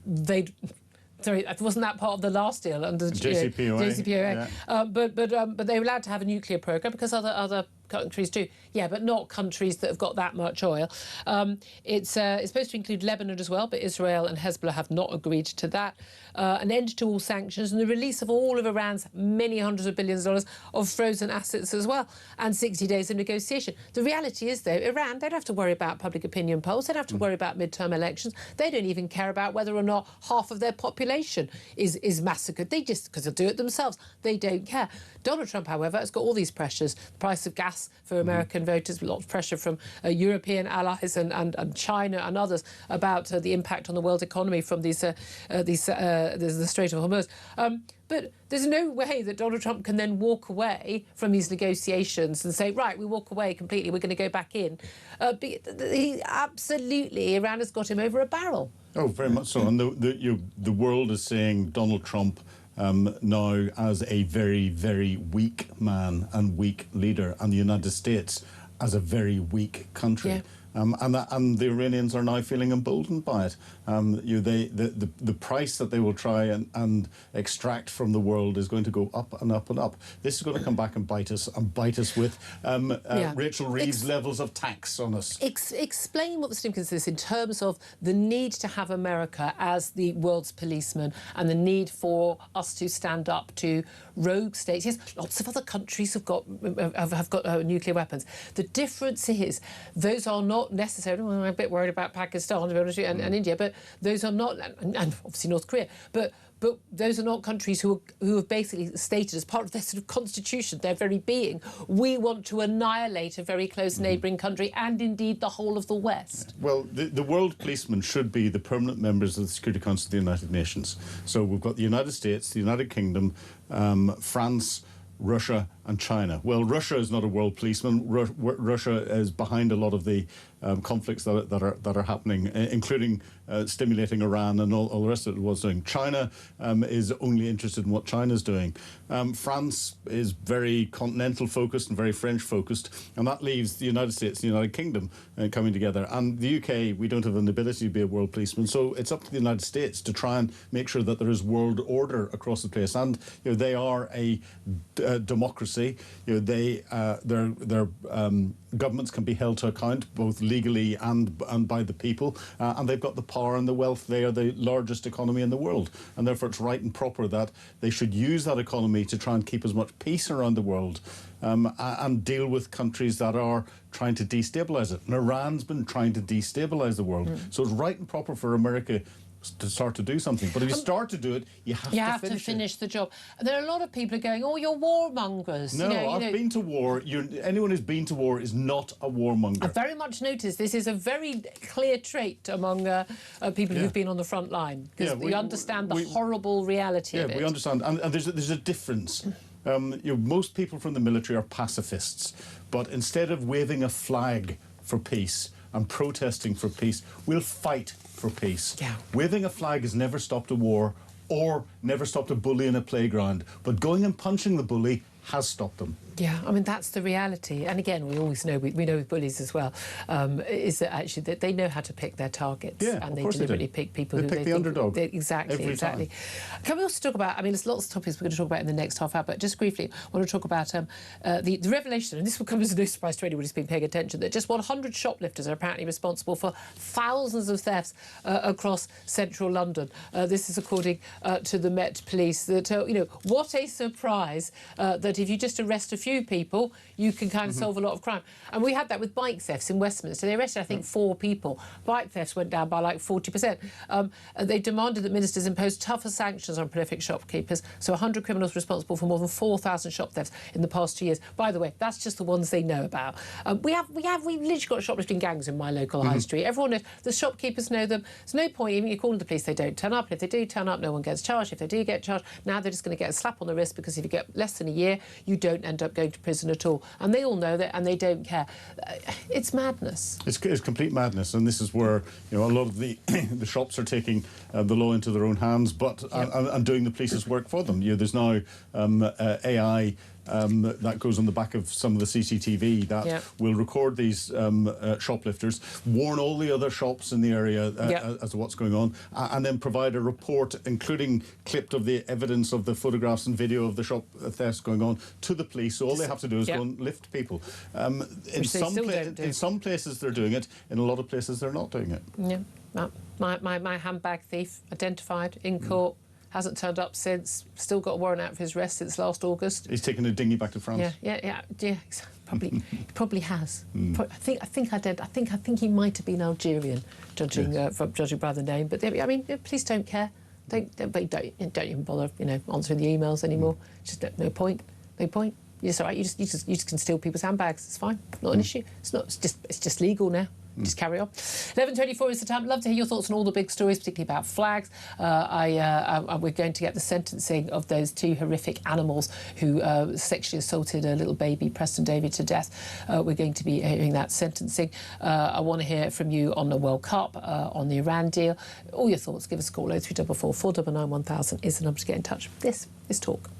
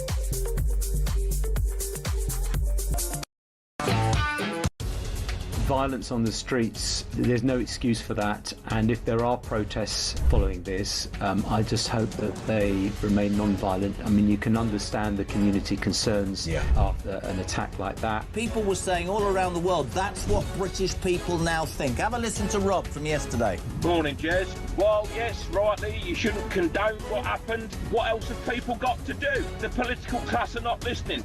These people who are coming over here illegally, they're rapists, terrorists. They're coming over here, it's literally like putting a wolf in a sheep pen. Across the UK, on DAB+, on YouTube, on your mobile, and on your side. This is Talk. This is Talk, the Home of Common Sense, for me, Julia Hartley-Brewer. Let's get straight to your calls. Chris is on the line in Sussex. Good morning to you, Chris. Oh, good morning, Julia. Morning. Hello. It's about the flag. I'm absolutely furious about councils using taxpayer money to criminalise the people who pay their wages, the taxpayers. Yep. I mean, the argument would be, you know, you can't just put anything you want on a flag, on a lamppost, and that's a risk, etc., etc. But Julia, it's not. I don't see what's actionable. There are already bylaws in place about low-hanging things which could be a health and safety hazard. So I don't understand why they want to actually punish people for doing it. You cannot go to, it's not actionable. You cannot go to court and just say, well, my ideology says I think this is divisive, blah, blah, blah. And where is the sample? You have to have proof. If something is a continuing nuisance such that it becomes criminal, there has to be, the burden of proof is to prove it. So they have to prove. Yeah, exactly. But also, councils do so little to deal with, obstructions of the street. Someone's dumped something in the pavement or low-hanging branches that hit you every time you walk along the pavement, and it's a tree owned by the council. They do absolutely sod all. And then who did they interview? A couple of spoilt student brats with keffir scarves, nose rings, and purple hair, or a couple of people from cultures that are actively existing in isolation in a parallel continuum in our communities. I don't understand. Just because, and the thing is, we need to be inclusive. Starmer talked about an island of strangers, blah, blah, blah, and yet the thing that should unite us is seen as a source of division when it's actually these Marxists in power to seek to divide and rule. Oh, absolutely. Faith, family and education are things these people loathe, and they want to dismantle them. But actually, I cannot see, going back to the court, I cannot see what is actionable here. You cannot go to the court and say, excuse me, these things are hurting people's feelings. We want them criminalised. Otherwise, we will all end up in the dock. And I'd like to see the council weirdos, the evil Marxists who are doing this, taken to court, and the court actually dismissing the case and holding them individually liable for cost. I'd love to see that, but here's the thing, Chris. The people who are, the judges in our courts now are all signed up to the same sort of rainbow lanyard madness. Maybe, but they still have to abide by the law. There are certain rules and regulations, and I'm convinced that this frivolous and vexatious action will have no teeth. That's a very good... Well, also, the idea that you could face up to 2 years behind bars for hanging a bit of cloth. Now, I would like it, the guys who are doing the Raise the Colours thing, make sure you secure them properly and, they're not a risk, not over a lamppost, things, but not over a signpost that needs to be seen or that could affect people's safety or their driving. Of course. But I don't think there's any evidence that they aren't doing that already. Chris, I love you. I love that you're fuming about this, because we should be. Because people... What's so funny is the people who complained about the flags are those very people who will say, well, I don't know why you're getting your knickers in a twist about a flag, and they call us all, in their phrase, I think I'm going to use their phrase, flag shaggers, when we do, that's what they do. And these are the same people who will march and, or go to the last night at the proms with a flag of a foreign organisation, the European Union. They'll fly the rainbow flag. They'll fly the pro-Palestinian flag. There isn't even a country called Palestine. There never has been. They will do that, and then they accuse people who love our national flag of being somehow wrong. It's bizarre, isn't it, Philip? Well, exactly. And the council will enable them to walk down the streets and carry out their protests with the Palestinian flag or the rainbow flag or the EU flag and other things. This is where councils need to start to focus on what's important to people. Bins, potholes. Bins, potholes and adult care. Absolutely. We're going to talk more about this with Philip Kinsey in a moment. I want to get to Martin, who's in London. And Martin, you want to talk about Question Time in particular. It's been revealed that, what a surprise, that an episode filmed last December in Dover, 2 asylum seekers confronted Zia Youssef, who's the Reform UK's, he was then their policy chief, he now does Home Affairs, but he was Home Affairs. I lose track, they all move around. But the small boat migrants who appeared there were placed there by campaigners, one of them an Iranian who read out a prepared statement about the value of international law protecting refugees. What do you make of that they were placed there and somehow Question Time, audience selection people didn't work that out? Morning, Julia. Morning, Philip. Morning. Yeah, I am not surprised at all. No. I mean, I'm surprised it's taken this long for us to actually find this out. I mean, I watched that episode and couldn't believe my eyes what I was seeing. The fact that he had 2 migrants there, and one of them was clearly reading from a phone. Yeah. I mean, were planted there. But this has been happening for a long, long time. I can remember, I mean, there's a famous episode that you can still find it online because it's a stuff of legend, this episode, that they did about 10 years ago in Clacton. And this, as you know, Clacton, the most Eurosceptic part of the country, as it was then. And I think it was shortly after Douglas Carswell became the UKIP MP there. Yeah. and they filmed it in Clacton, and the audience, you've never seen anything like it. It was the most left-wing audience. It was almost as if the Socialist Workers' Party were having their Christmas ball there. It was unbelievable. I've done Question Time a lot of times, and I'm sorry, that audience is so... They genuinely, the staff at Question Time are lovely, and they're absolutely convinced they are doing a completely representative sample. It never is. It never is, and I'm pretty certain it was later found out that a chunk of that audience in Clacton weren't actually local residents. They'd actually come up from London. So again, wouldn't surprise me. Yeah. But this is a common theme. You know, there are other political programmes that they have on the BBC. They have that I've forgotten the name of it. It's on Radio 4. I think, is it Any Questions? Yeah, something like that? It's the Question Time equivalent. Yeah. That one is off the chart when it comes to bias against people tell me about on the right of politics. Yeah, absolutely. Do you know, I did an Any Questions once down somewhere in the West Country, and the then host was Jonathan Dimbleby, and it was everyone was totally green. There was sort of Lib Demi Greens, and one of the questions was about net zero, and it was quite a few years ago. Long before I was blackballed by the BBC, and I was the only one on the panel being very, very clear about how all these climate policies were all insane. And I was getting booed by this very, very nice, genteel audience looking at me in absolute horror. And one of the amazing things, and he said it on air, Jonathan Dimbleby, the host, said to me, you know, are you not, you know, does it not, when you hear the reaction from other people and the fact that you're the only person who thinks this in the room, does that not make you want to change your mind? And I said, sorry, do you change your mind based on what other people think or on the facts? And I remember being absolutely flabbergasted, and I realised then, oh, no, it's just, you know, it is just a cult. It is, you know, the great and the good go along with this because it makes them look like they're nice and everyone agrees with them. It is. I'm surprised you got out of there alive. I mean, you know what those programmes are like on the BBC. I mean, that episode of Clacton, it is honestly, it's gone down in legend. And I can still remember there was given the constituency and the makeup of that area, I can still remember there was a woman at the back of where the seats are, screaming racist all night at the UKIP representative on the night. Who just looked. I'm going to have to go and seek that out and watch it. Martin, brilliant stuff. Thank you very much indeed. Well, I can be pretty sure my next guest won't be surprised by any of that either. Coming up, we'll take a quick break, then we'll talk to Philip Kisley, Senior Fellow at the New Culture Forum. This is Talk.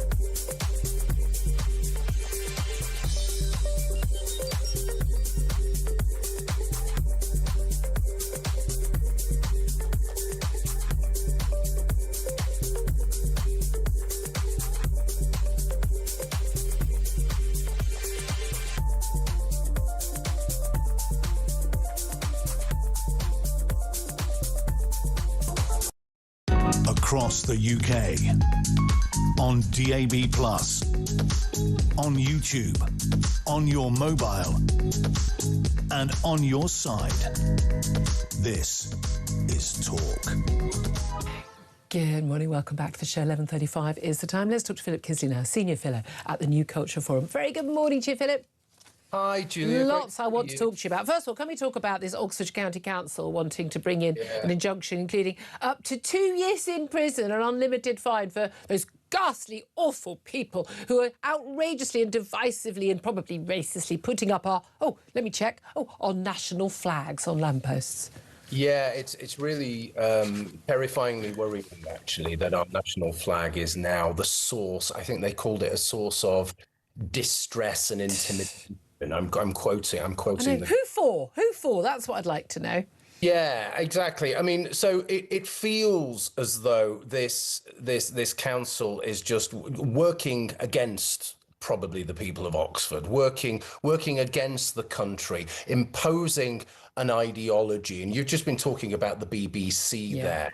And what they're essentially doing is manipulating the narrative And this is what a county council is doing. It's manipulating the narrative. It's saying that patriotism, this isn't about, bellicose nationalism. This is just about patriotism, loving your country. It's an expression of love to put a flag up and celebrate. Well, no, the thing is, it's if you use that phrase, they say flag shagging, don't they? Just like, if you want to have your Union flag, you want to have your England flag, and it's somehow derided. But it isn't if it's Palestine flag. It isn't if it's the Pride flag. It isn't if it's the EU flag.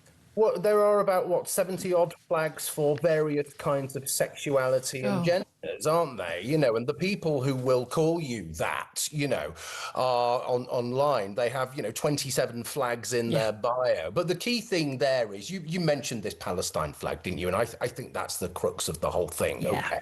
So these people will celebrate Palestine. The fantasy, as Jerry Seinfeld said, it doesn't exist. The fantasy land of Palestine. Not even another country, but they will not allow our own flag in place. So this is contempt for people, okay? But it's more than that. It's something that just we all respond to negatively, and it's killjoys. They are killjoys. They are joyless people who just want to eat away at your sense of pride and identity. Who you are. There is nothing wrong with celebrating who you are. Because it's not about a piece of cloth, and it's not about road safety or any of that nonsense they're claiming. They genuinely think that people having pride in their country, that patriotism, nationalism is a bad thing, whereas in fact it's a fundamental basis of how our world is organised. We have our family, our links to our family, maybe to our local community, our towns, or maybe even a county, but then ultimately our country. And they don't believe, these are the so-called citizens of nowhere, those people who had the same allegiance as they have to this country as they do to Brussels and the technocrats there, who think it doesn't matter if someone comes from Somalia or Afghanistan. If they say they're British, when they're clearly not. They have no understanding of that, and they are absolutely, they look down on people who do feel a sense of pride in their country, which is really worrying. Well, they don't learn from their mistakes, Julia. This is the terrible thing. All the problems we've had, I've said this before, but I'll say it again because it's true. All the problems we have are down to extreme left-wing identitarians who want to remove our identity as a country, as a culture, and as a set of people with a shared heritage. Now, that's massively important. If you remove all of those things, you make everything fundamentally unstable. And when things are fundamentally unstable, you get sectarianism, you get balkanization. Now, it isn't the people who are waving the cross of St. George and the Union flags that are doing this. It's the people that are accusing them. Now, it's always the inversion of reality. It always is, but also crucially the idea that someone who is a minority is intimidated by this. Sorry, are they saying that black and brown people aren't patriotic? I mean, it seems like support for the royalty and stuff, the monarchy is very high in that group. I mean, it's just extraordinary how they will claim this, but also the idea that someone who is an immigrant in this country is intimidated by the flag. Well, again, you know the way to the airport because you arrive that way. If you've got a problem with our flag, this isn't the country for you. I was saying earlier, I don't have a problem when I go to any other country with them flying their flag. It's their flag. Of course they should fly their flag. But also, crucially, the reason why people want to come to this country, the reason why we are such a draw is not just our benefits, it is the culture. It is the freedoms that we have. It is our, doesn't feel like it right now, but relative economic prosperity. That didn't just happen out of the blue. It happened because of the values and the traditions and the culture of our nation state. Yeah, I mean, first of all, let's just get back to the first point you made. They betray themselves with their language. Yes, totally. They are patronising to immigrants. They're patronising to other cultures. This is very paternalistic. It's almost like post-war paternalistic socialism, isn't it? It's exactly that kind of thing. Oh, you little people, you don't know any better. Yeah. You cannot cope with anything that doesn't absolutely reflect you. But I was just thinking while you were saying that, Julia, imagine if you go to Spain or Brazil or any of those places that are now playing in the World Cup, and you say, well, you're not allowed to fly your flags, it's racist, you're not allowed to do that. Imagine what the response of the population would be. Yeah. And damn right, exactly. The thing is, a lot of this is being pushed not just by local councils, your landlord class, it's also being pushed by, your BBC. We learnt yesterday that the BBC is announcing plans to cut various programmes, review its portfolio of television channels and radio stations, cut 550 jobs under the parts of a massive £500 million savings programme over 2 years. Now, frankly, I mean, they could cut all of those things and none of us would notice because they are massively overstaffed, absurdly so.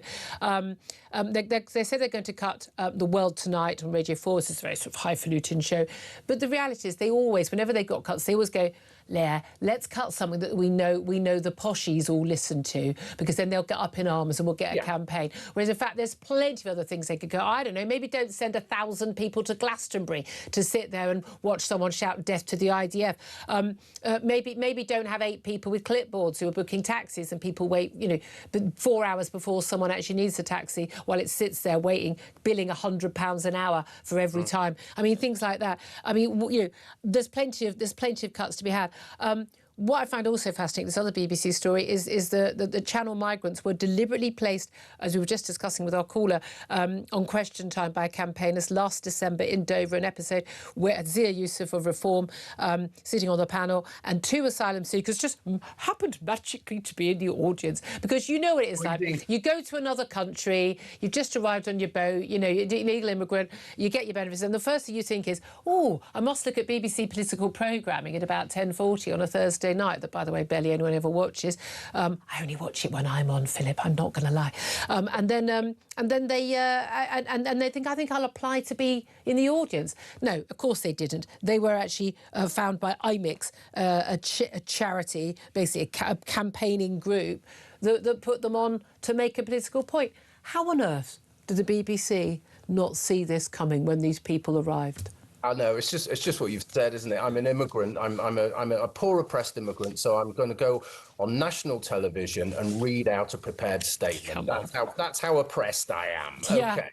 So I think there are a few things here. It's a crying shame, actually, because those of us who grew up with the BBC, which is everybody, it's always been there. It's like Christmas and the Beatles. There were 3 channels. We watched a lot of it. Yeah. When we were kids, there were 3 channels, and then there were 4. The problem is they are now facing reality. Okay, they are a public service broadcaster who are anything but impartial. They are completely biased, and that's not just me saying that. That's backed up with all of this evidence. It isn't just political programming. There was a story a couple of days, which I'm sure you covered, about children's programming and manipulating the narrative to be a pro-immigration narrative in children's programming. So this propaganda is really... It's pro-trans, pro-immigration, it's the lanyard class view. Yes, it's all of this stuff that people don't want. And so what they're getting now is their news and current affairs being decimated because people don't trust them. This is about trust.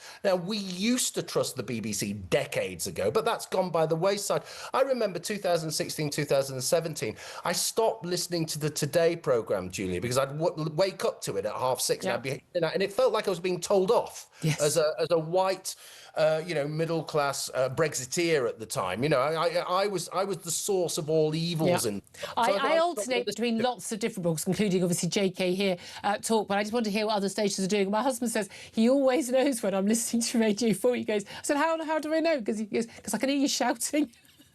Well, I think that's what's happening to most people. But the point is, many people are being forced to pay for this because you have to make an effort not to pay for it. Okay, and you have to make an effort to you have to sacrifice other things. You can't watch live television if you don't have a license. I think quite a lot of people do now. But I think a lot of people do. But this is the kind of regressive tack that we're dealing with. So not only are they cheating us, not only is it unfair, they're foisting propaganda on us, which the vast majority of the population not only disagree with, they know it's false. So we're in this bizarre fantasy situation, which is not unlike 1984, is it? No, and BBC brought it all on themselves, because all we want, I mean, I've never been a defund the BBC person until their coverage of Israel, and I think it's genuinely criminal what they do. Just want to get one other story, just briefly, if we could. This is extraordinary. Again, civil servants,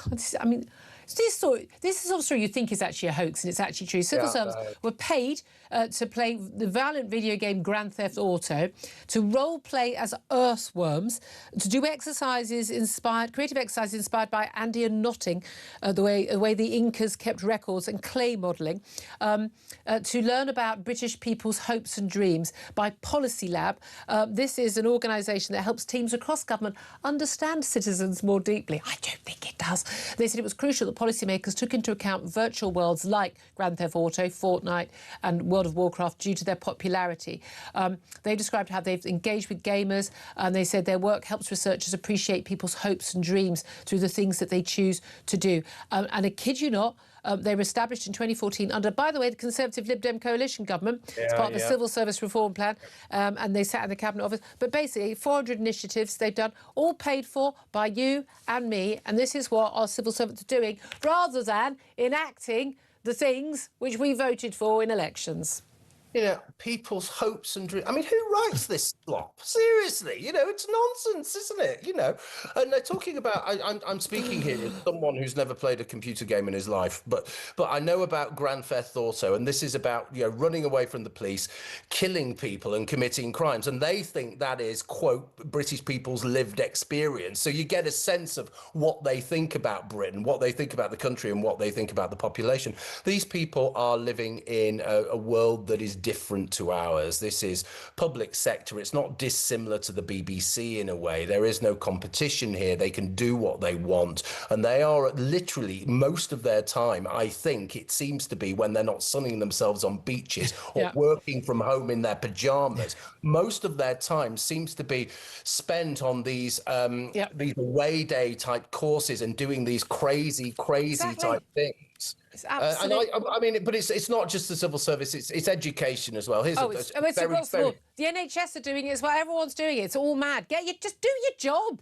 Philip Kisley, you just certainly do your senior fellow at the New Country Fund. Thank you. Great. You've covered a lot of ground there. I'm sure Philip Ingram, listening to that. I mean, as a former senior military intelligence officer, listening to that abject nonsense about what the hell these people are doing. Oh, very much so. But gaming can have its place. You know, the Ministry of Defence, there's gaming used in tabletop exercises and things like that. That's different. But it's relevant gaming that's in there. It's not understanding people's hopes and dreams. Well, exactly, and this is where what people what civil servants have taken is they've taken lessons out of your Ministry of Defence, Home Office, and all the rest of it, and gone, oh, we have to have our own version of this. No, it's just ridiculous. It really is. Right, before we go to a quick break, just to let you know, I think you might have already gathered the 2026 World Cup has kicked off, and here at Talk we are celebrating in style. That's why we're giving you the chance to boost your bank balance with a massive £26,000 in tax-free cash for a summer that you won't forget. Here's how to enter. For your chance to win, visit talk.tv/win or text TALK to 83338 by 6 p.m. on the 20th of July 2026. Texts cost £2.50 plus your standard network rate. Or send your name and number by post to Comp 1, PO Box 3190, Colchester CO2 8GP. To arrive by midnight on the 23rd of July 2026. 18 plus, UK residents only. So for your chance to win, text TALK to 83338 now. This is a network promotion. Full T's and C's at talk.tv/win.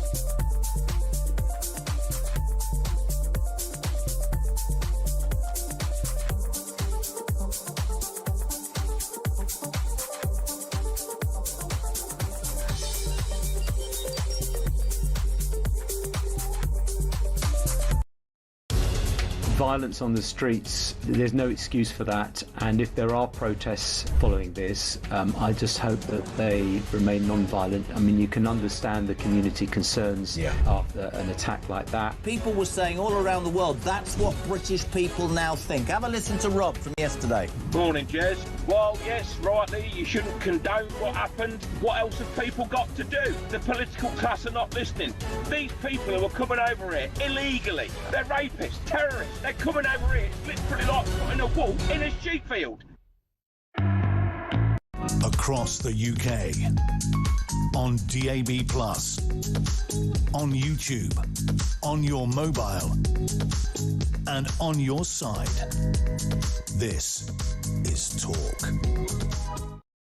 This is Talk, the Home of Common Sense, for me, Julia Hartley-Brewer. Let's talk right now about cancer, very much in the news, especially after that revelation from Jeremy Clarkson on his absolutely brilliant Amazon show, The Clarkson's Farm, that he has a prostate cancer diagnosis. Professor Carol Sakura joins us. He's medical director of Rutherford Cancer Centres. Good morning to you.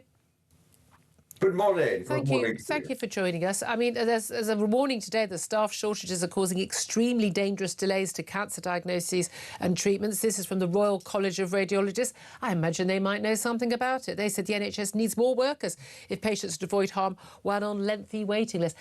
And this is the crucial thing in this country. Pretty much the main reason why we have lower cancer survivals across pretty much every cancer is, you know, you wait for your diagnosis and then you wait to start treatment. And that is quite simply why people are dying, isn't it? Completely correct. The real problem and the fundamental reason we're behind all European countries, including Eastern European, Poland and Czech Republic, for cancer survival, is the delay in getting started. So the target here is 62 days from diagnosis to start first treatment. Which itself, by the way, is obscene. Yeah, 2 months. It's ridiculous, yeah? So the idea is we've got to speed it up. Attempts have been made 5 years ago, nothing happened. Now it's even worse, and it's to do with the number of staff we have, and the whole attitude to cancer in this country is very different from Europe. In France, you start the next week on treatment. Poland, the same, next week. It shouldn't even be a matter of debate. And it's the fact that it's not even everyone. They miss the targets for the number of people who are supposed to start within 2 months.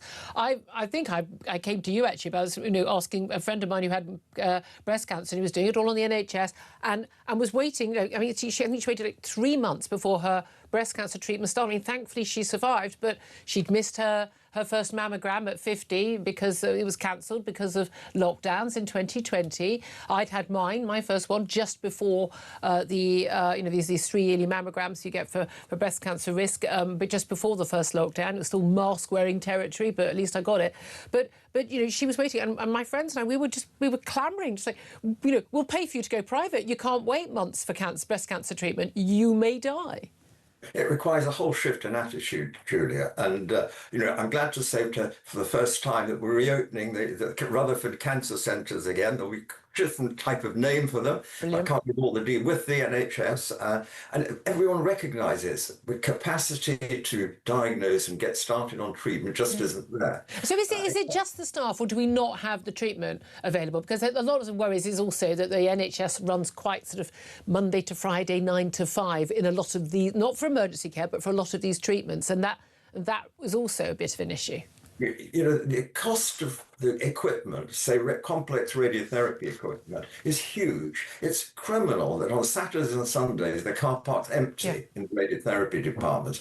Some will come in. I mean, airlines have very senior people flying those planes through the night. Why can't we do this in healthcare, especially when there's a high capital cost, such as radiotherapy? Chemotherapy, again, you could run not necessarily 24-hour services, but you could run 18 hours. People don't mind coming in the evening. Yeah, would you like to wait 3 months, or would you like to come in next week at midnight? I'll come in at midnight, please. But the amount of times when I've been to any appointments for anything, or family members, the amount of times actually, you can come in early, the last 2 people didn't turn up, or there's always been a problem with paperwork. There's a real admin issue, isn't there? And a kind of just a very lax attitude to sort of just getting stuff done and hiring the right people. Loads of NHS hospitals have massive, lists of staff who are not available, and yet we have thousands and thousands of doctors and radiographers who are out of work. Exactly. And what we've got to do is develop new ways of working, innovative ways of working. And young people can do that. There's some great talent in the NHS. And it's suppressed because of the bureaucracy. And eventually it's suppressed so much, they go elsewhere. They go to Australia, they go abroad, and they've had enough of it. And what about Jeremy Clarkson? Very worrying news about him. I mean, he's only 66 years old. Prostate cancer. Look, a lot of us will have family members who've had prostate cancer. It is a disease that largely men die of. Die with rather than of, but he did talk about having it diagnosed with aggressive form of prostate cancer that required surgery. How worried should men be, and how important is it to get those checks? So there are 56,000 men every year that get prostate cancer in the UK, new patients every year. And the disease ranges from a very benign, you'll live with it for 20, 30 years, and as the average age when you get it is 72, that's your normal lifespan at one end of the spectrum. The other end, you'll last 3 months because it becomes very aggressive. Yeah. There's good treatments for local disease, not such good treatments when it spreads. We do have treatment, but once it spreads, it's very difficult to control. The problem is that screening using the PSA test is really useless. You pick up lots of patients that have got a marginally raised PSA, you worry them, you worry their families, and it turns out not to. And lots of extra resources. There's been a big campaign about that because some very high-profile figures have had it, but it's not necessarily a good use of resources to keep people alive. And you see people like David Cameron pontificating about foreign affairs. Why is he pontificating about screening tests? I hate the idea that because someone's famous, a politician, that suddenly, or their child, that becomes a disease that gets extra care. It should be based on, how many lives can we save, and particularly younger lives in particular. Carol Sikora, always a voice of reason. Thank you so much for joining us. Philip Ingram's still with me now. I'm only left a bit of time, I'm afraid, but you've had your own brushes with cancer. You've been very open about it. Very, very much so. You had bowel cancer, which was successfully treated during COVID, and had a prostate cancer scare, which was picked up in a scan, and had to go and have the biopsies to get the all clear. Not a fun experience. Not a fun experience, but it was given it was 1 in 5 chance that it was going to be a very aggressive cancer. Luckily, it came back clear. But the key thing is people need to get scanned. You're diagnosed quickly. They need to be treated quickly. Know the symptoms. Go and get tested. It's just that simple, and we just don't do that, and that's a problem with our NHS. Lots more to talk about, including what's going on in Iran and lawless Britain. This is Talk.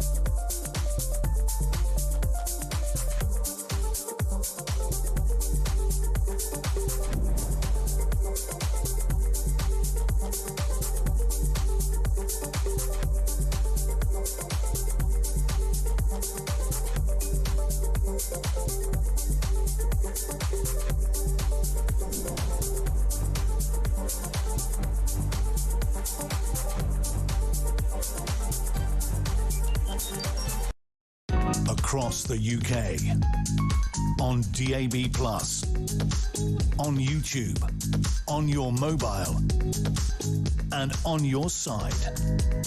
This is Talk.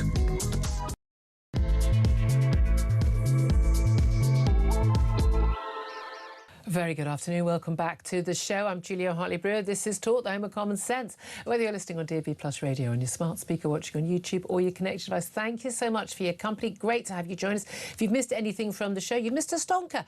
Largely the guests and the callers, not me. But go to my YouTube page, the Julia Hartley-Brewer Show. Hit subscribe, and you never have to miss a thing.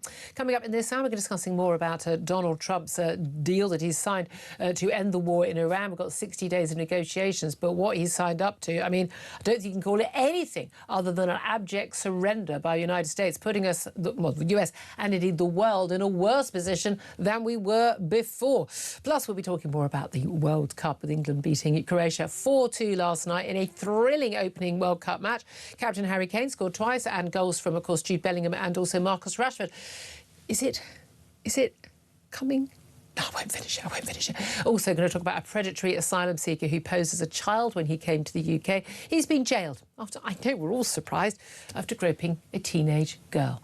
And police chiefs have demanded ministers impose tougher sanctions on prolific shoplifters, as it's emerged that just 100 criminals were responsible for more than 4,000 shop thefts in just the past 2 years.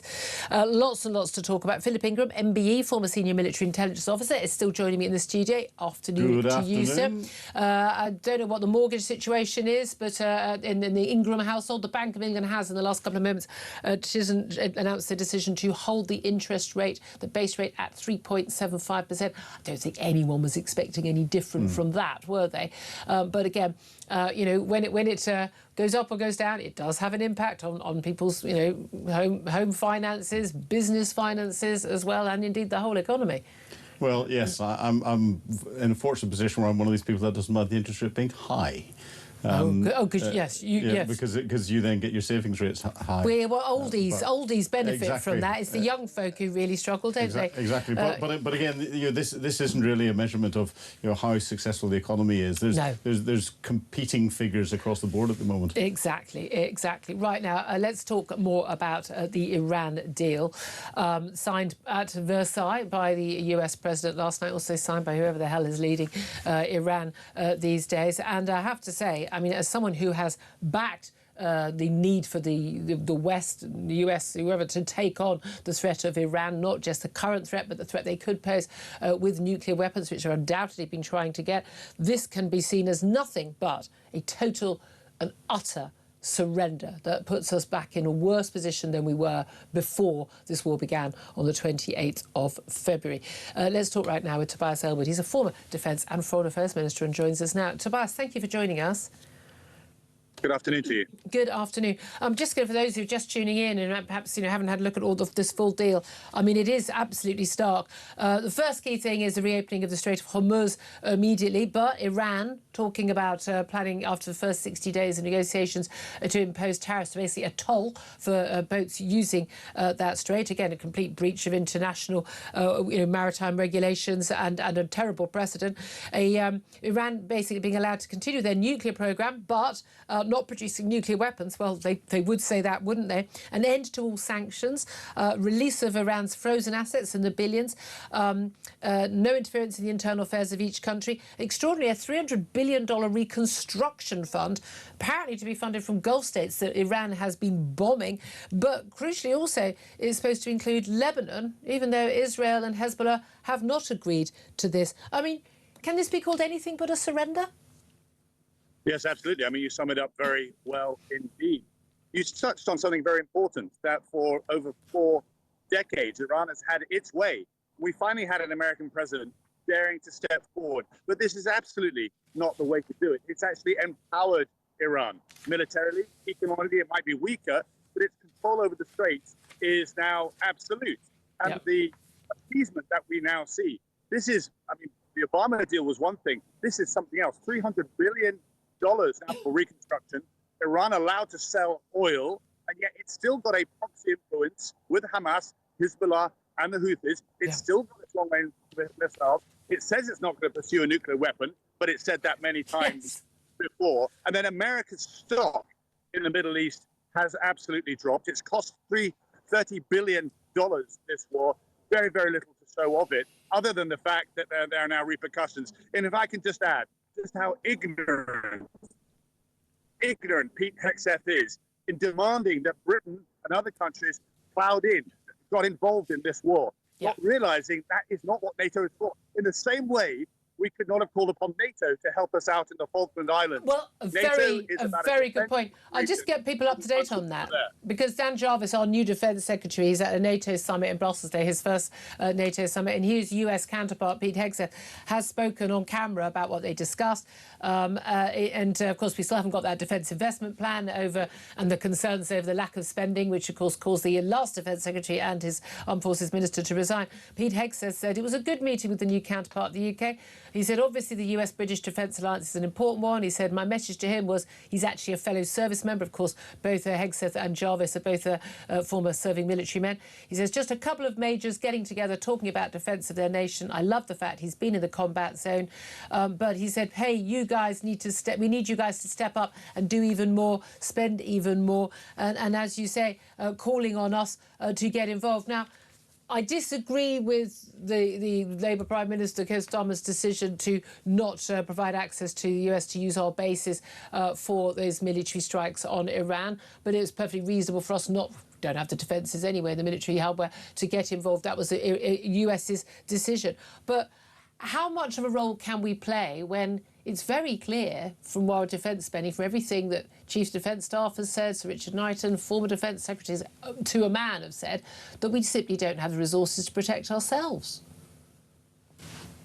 Yeah, I mean, you cover a lot of points there. The most important one was that once this war had started, the optics completely changed. And that's when our involvement kinetically also needed to change. And the Prime Minister was very, very slow there.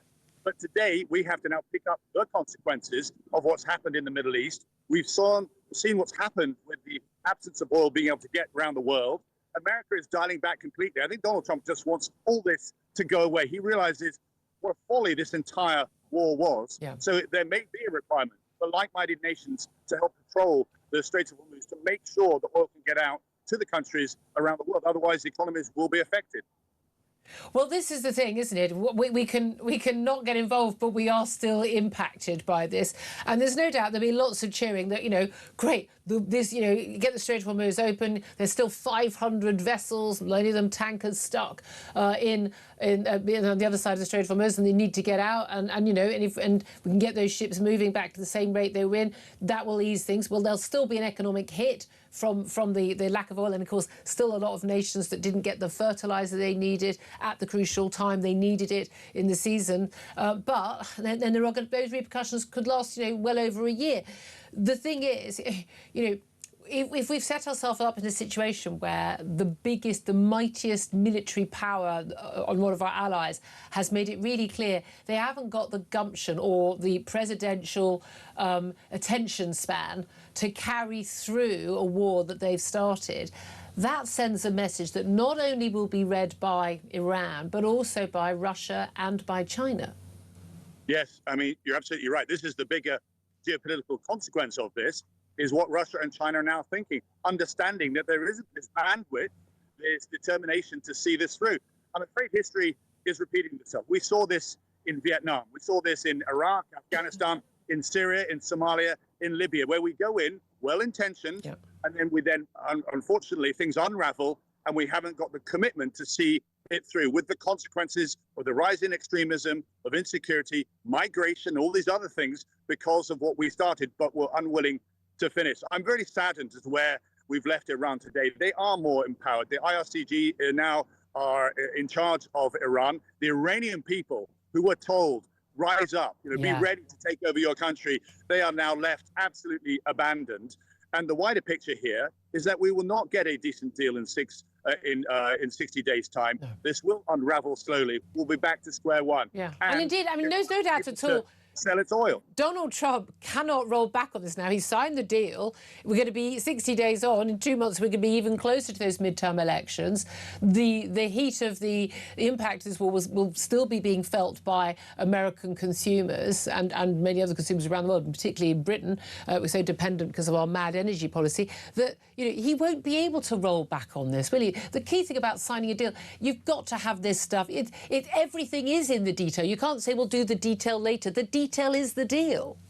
Yeah, I mean, I was involved in the Bosnia deal, the peace deal there. That was 50 pages long. Yeah. The original JCPOA, I think that was at least 15 pages to make sure that you had all the checks and balances. Who is going to police the Straits of Hormuz right now? Where is that 300 billion going to come from? How are we going to keep Iran in check? What's going to happen to the Houthis, the Hezbollah, and Hamas? None of this has been considered. And of course, you've got the long-range missiles there and that 440 kilograms of enriched uranium. Yeah. All these have been left on the side. Yeah. And you're absolutely right to say this is a textbook example of how not to hit another country. No, indeed. Look, I mean, I say this as someone who supported us going in on the basis, whether it was then or in the future, we cannot have Iran having a nuclear weapon. We can see what a danger they are to the West, to Israel, to their Gulf neighbours, to the world economy without a nuclear weapon. God knows how much more dangerous they'd be with one.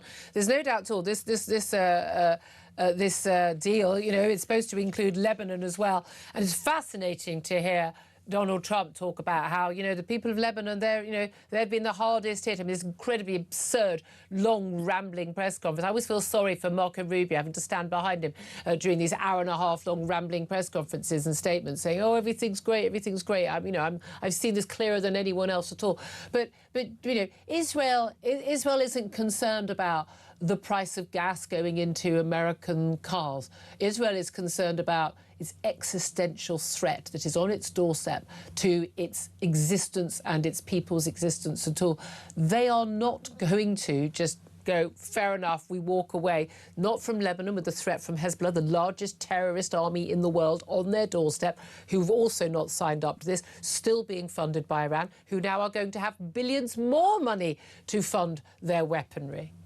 Yeah, I mean, you shine a light on such an important aspect of this deal is what's going on with Israel. And can I distinguish between the support for Israel as a state in a difficult neighborhood and what Netanyahu, the prime minister, is doing, taking full advantage of the fact that America for some time has not checked Netanyahu's behavior. And that's why I'm pleased to see Trump finally criticizing the prime minister, saying, if you want to go after an individual member of the Hezbollah, you don't take out the entire bloc in Beirut. We do. America does. That's exactly what America does.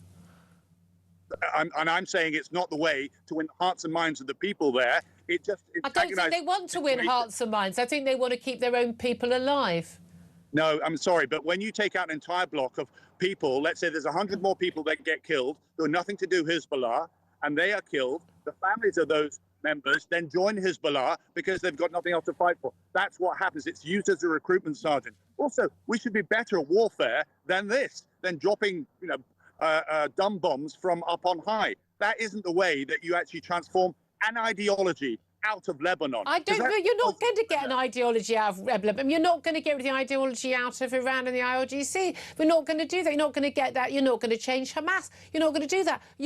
They are in an existence. I'm not defending everything that Netanyahu does, but of course I'm not. And no, I'm not taking our 7,000 shekels. At the end of the day, if we in Britain had the largest terrorist army in the world on our doorstep, shooting missiles into us on a daily basis, who breaching every single international agreement in terms of where they can be, what they can do, we would be doing exactly the same, and in fact we'd be doing worse, and I would be cheering it on. Well, maybe, but then I would ask yourself then, what is the strategy that sits behind using that military might? I can't see any from Donald Trump, and I can't see anything from Netanyahu. Netanyahu is doing this because he needs more war to stay in power. That's the situation there. And I would point to Northern Ireland. So what you're saying, he needs more. You're saying he's got an election coming up, and keeping the Israeli people safe from Hezbollah is an election winner. Yeah, same for us. Let me make this point. Okay. I served in Northern Ireland, where there was an ideology against us as well. It took an awful long time to move from the military arena to the political. Hezbollah was created in 1982 Why? Because Israel then invaded, quite rightly, then, and it was created as a pushback. But it's been kicking around ever since, and it hasn't disappeared, because all we've seen from Israel the entire time is military might. There's never been a solution to work with the Lebanese to say, what can we do to stop the recruitment? The Lebanese government has totally abrogated authority in their own country. I have to say, I'm sorry, I missed the question. I'm so sorry. The Lebanese government has just basically totally abrogated all authority. They've got a smaller military than the Hezbollah terrorists on their territory. They've been totally infected and taken over by Hezbollah. But what do you think Israel's supposed to do? Is go, oh, okay then? We wouldn't do that. No country in the world would put up with that. No, and that goes back to the question, over the last 4 decades, why haven't we done more to support the Lebanese as a country, to give them a sense of security so they can push forward and show that Hezbollah is not part of its future? They know that. We've not done that. But the thing is, because Iran's in an insecure environment. Yeah, I have to say, I mean, I say genuinely, thank God Israel is taking them on if no one else will, as far as I'm concerned. But there we are. Just finally, I want to ask you very briefly, Ukraine. Back on the agenda, a lot of talk that if the Iran deal goes through, whether it's absolutely a surrender deal, as I believe it to be, or not, that actually the US President's attention goes back to Ukraine, perhaps. I'm wondering, is that a good thing or a bad thing? Because he is totally intent on there being some sort of deal that involves, again, Ukraine. So if he's willing to take such a big surrender for the US, he's certainly quite happy for Ukraine to surrender God knows how much of their territory, isn't he? So if you read the American national security strategy, they are dialing back from Europe and any interest in Ukraine itself. Yeah. We've seen President Trump court President Putin, befriend him, bring him in from the cold, have summits with him. The idea that somehow Donald Trump is going to provide a good deal that will push Russia back, I think, is for the birds. Yeah. We need to rally together, support Ukraine, and finish that fire, put that fire out. Otherwise, Russia will continue advancing across Eastern Europe. That's the reality. That's what we need to wake up to. Okay. That skirmish that took place in the English Channel, that's a sign of things to come, of us being irritated, economically affected, chastised in order to cause political discord and economic discomfort. Okay. That's the new world. That's the grey zone warfare. That's why we need to spend more on defence. Tobias Ellwood, great to talk to you. Former Defence and Foreign Affairs Minister. Apologies for some of the quality of that line. Wanted to persevere with that. Philip Ingram, your face was a picture through a lot of that. Off you go. Well, I was agreeing with both of you for most of the session, and you were both right in your opinions on what went on until Tobias turned around and said that there had been nothing from the international community to deal with what's going on in Lebanon. And United Nations Security Council Resolution 1701, signed in 2006, was all about dealing with that, and it required for Hezbollah to be disbanded, and the United Nations were supposed to actually enforce that. United Nations was supposed to enforce that. It hasn't happened, and Israel continued to get rocketed by it. You cannot get a better legal basis for any action into southern Lebanon, and Hezbollah are nothing to do with the Lebanese military. And they have some individuals in the Lebanese government, but that's because they've imposed themselves. They're also the biggest criminal organisation that's You've always operating said, throughout the whole drug area. dealing, child sex trafficking, you name it. Yeah, money laundering and more. Lovely, lovely folk. Quite happy for all of them to be killed. I loved that pager attack. Absolutely loved it.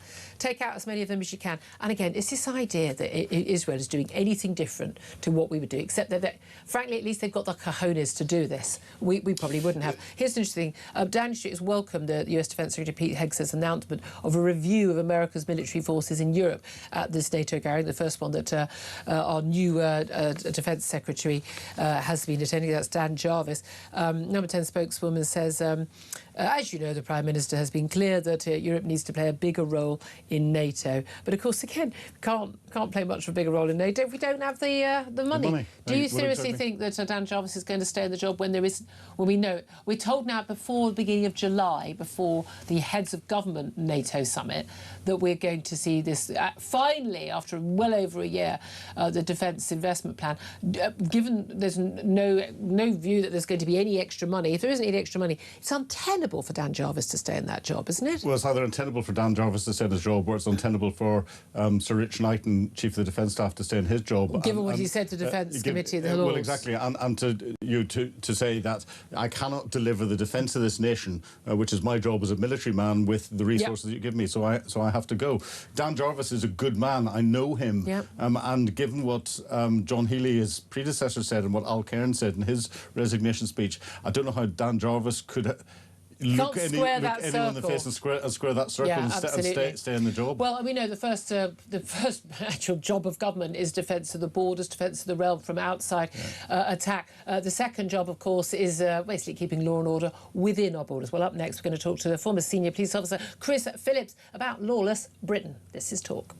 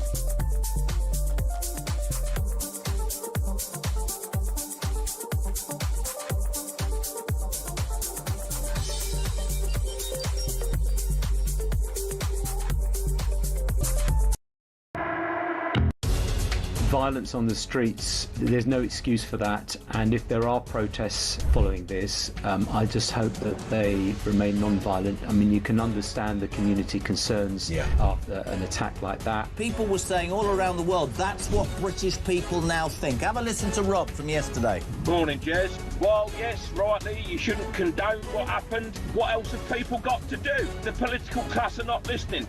These people who are coming over here illegally, they're rapists, terrorists. They're coming over here. It's literally like putting a wolf in a sheep field.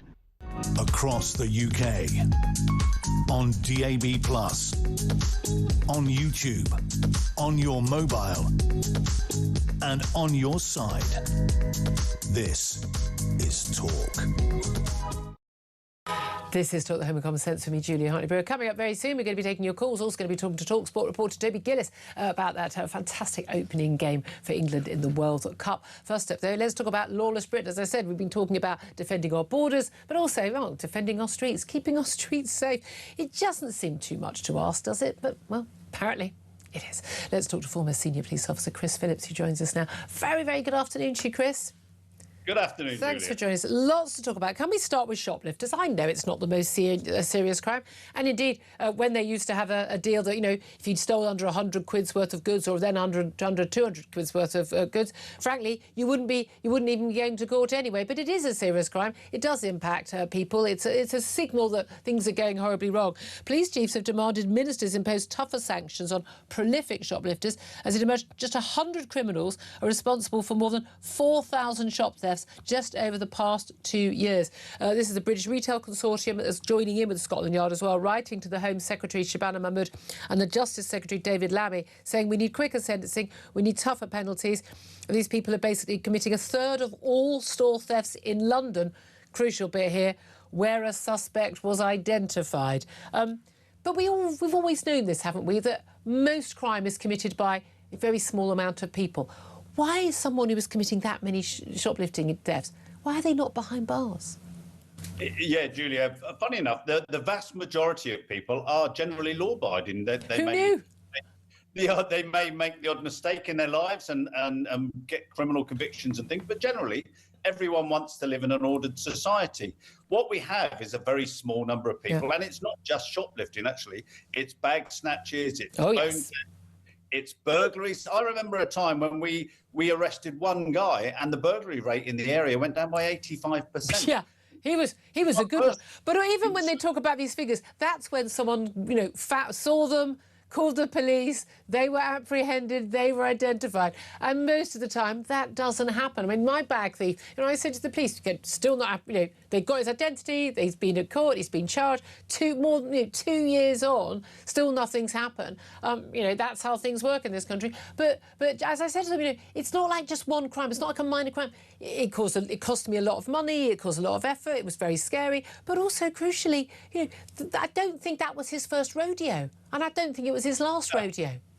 And if you take away the consequences of committing offences, you create a vacuum. If you take away the consequences of no police officers in our high streets and our streets, you create a vacuum. And in that vacuum, people will just continue committing crimes. Yep.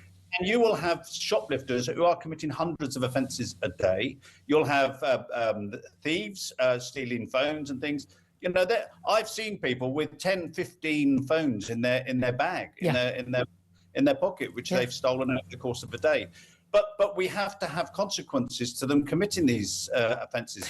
And if prison is just about preventing crime, then actually taking them off the streets will do that. This is the thing. Well, we're told, oh no, apparently, this doesn't solve crime if you put people behind bars. They just meet other people who are criminals. No, I think they've already met enough of those people. But this is the thing. While someone is behind bars, as opposed to supposedly doing some nonsense community sentencing, which they don't even bother turning up to, and there are no penalties for that most of the time, they are not on the streets committing crime. It is as simple as that.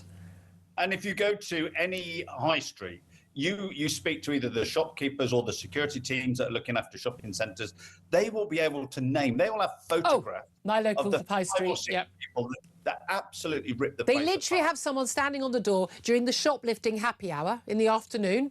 They know that. Interestingly, shoplifters you're usually a bit safer in the morning. They don't get up so early, it turns out. And they literally have someone on the door and they go, no, mate, no.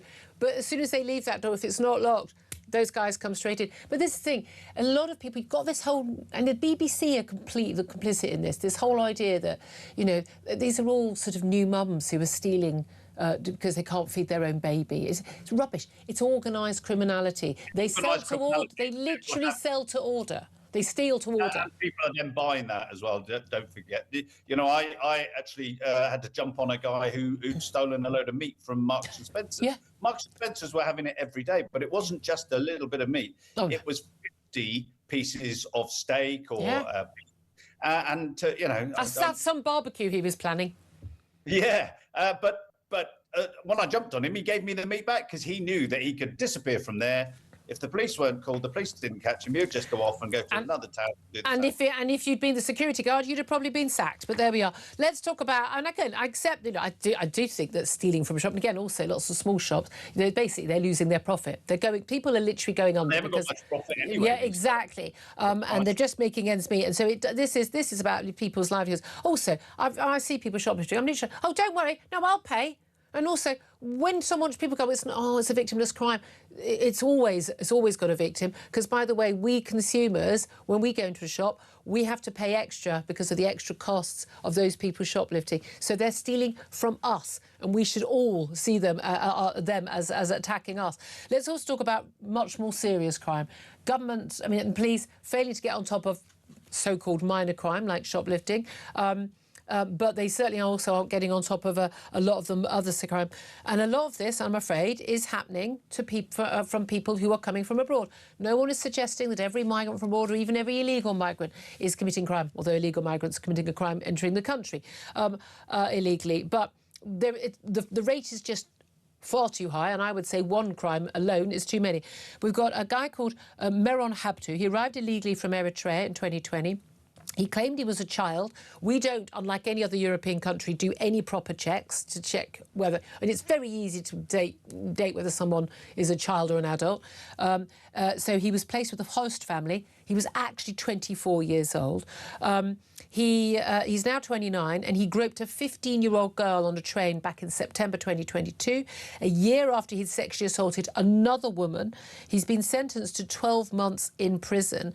But, you know, it's just extraordinary. You know, we're letting in these predators. They're lying to us. They're taking the mick. Our authorities are falling for us. And then they are a threat to our young women and our girls. And they're coming from often third world countries who have a completely different mindset and understanding of what is and what isn't right. You're not allowed to say that, Chris. You're not allowed to say that. Apparently, all cultures are equal. Yeah. And people that in previous generations you wouldn't even allow into the country, are now coming in. And the reason they get rid of their identification is because they don't want you to know their age. And just on top of that as well, it's not just people that have got these that are committing sexual offences. There are whole groups of people, and we know for a fact, have been brought over to work in the black economy, to work in the drugs trade. There are more people now in slavery than there ever has been in any part of history, because people are being trafficked across the world and across the UK. And we've got to get the stomach for the fight. Really, we've got to be able to stop these criminals. You need to recognise the problem first. And we've got an awful lot in our political class and our media class who seem to think these people are all desperate victims. But they don't live. This is the point for me.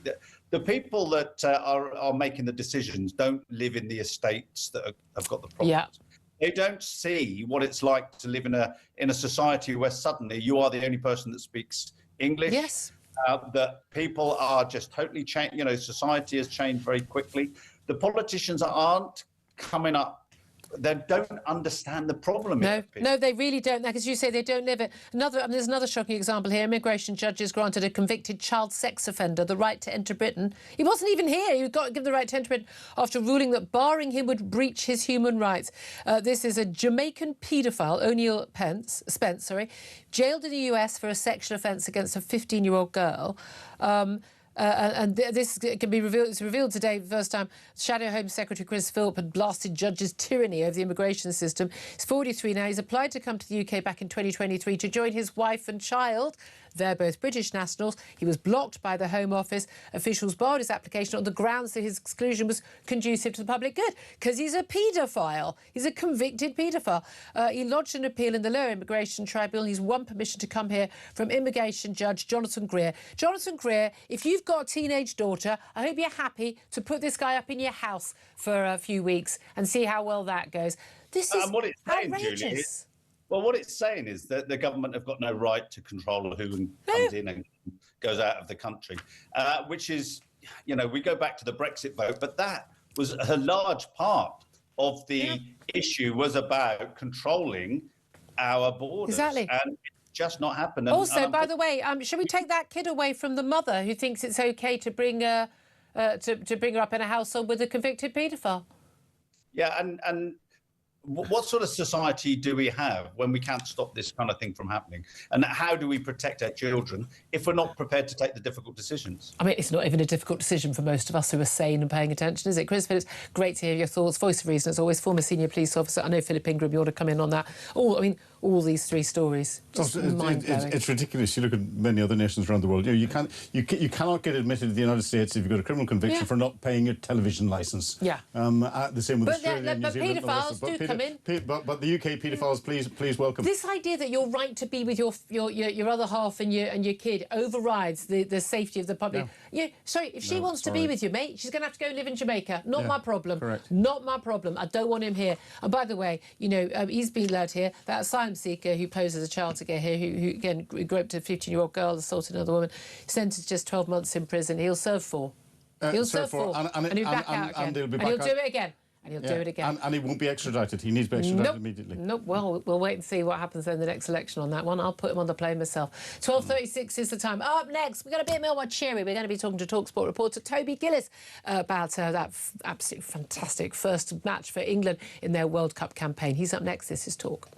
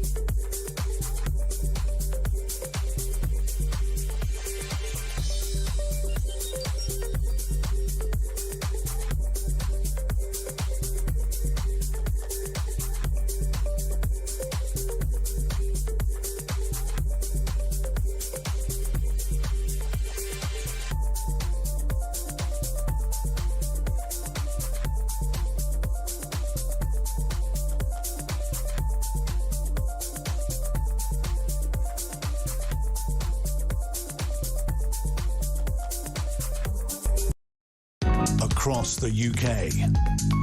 On DAB+, on YouTube, on your mobile, and on your side. This is Talk. A very good afternoon. Welcome back to the show. A bit more of a cheery conversation now at 12:38. Philip Ingram is still with me in the studio, and now we're joined by TalkSport reporter Toby Gillis, who's valiantly stepped in to help us out because Max Scott, who we spoke to yesterday, so we've got to have him back on air because he was predicting. I think he went 2-0 was his prediction. So, I mean... He got the aggregate right. He got the aggregate right, exactly. And in fact, it was a much better match now. But Toby, it was so lovely to have you. I haven't had you in the studio for ages. We used to do a lot of our morning bulletins when I was on the breakfast show. Look, I don't think we could have had much more of a better start to our World Cup campaign. Oh, other than letting those 2 goals in against... I know. But come on, given how trepidatious a lot of us are, we dare to dream, we dare to hope. We all know it's the hope that kills us. It was a good start.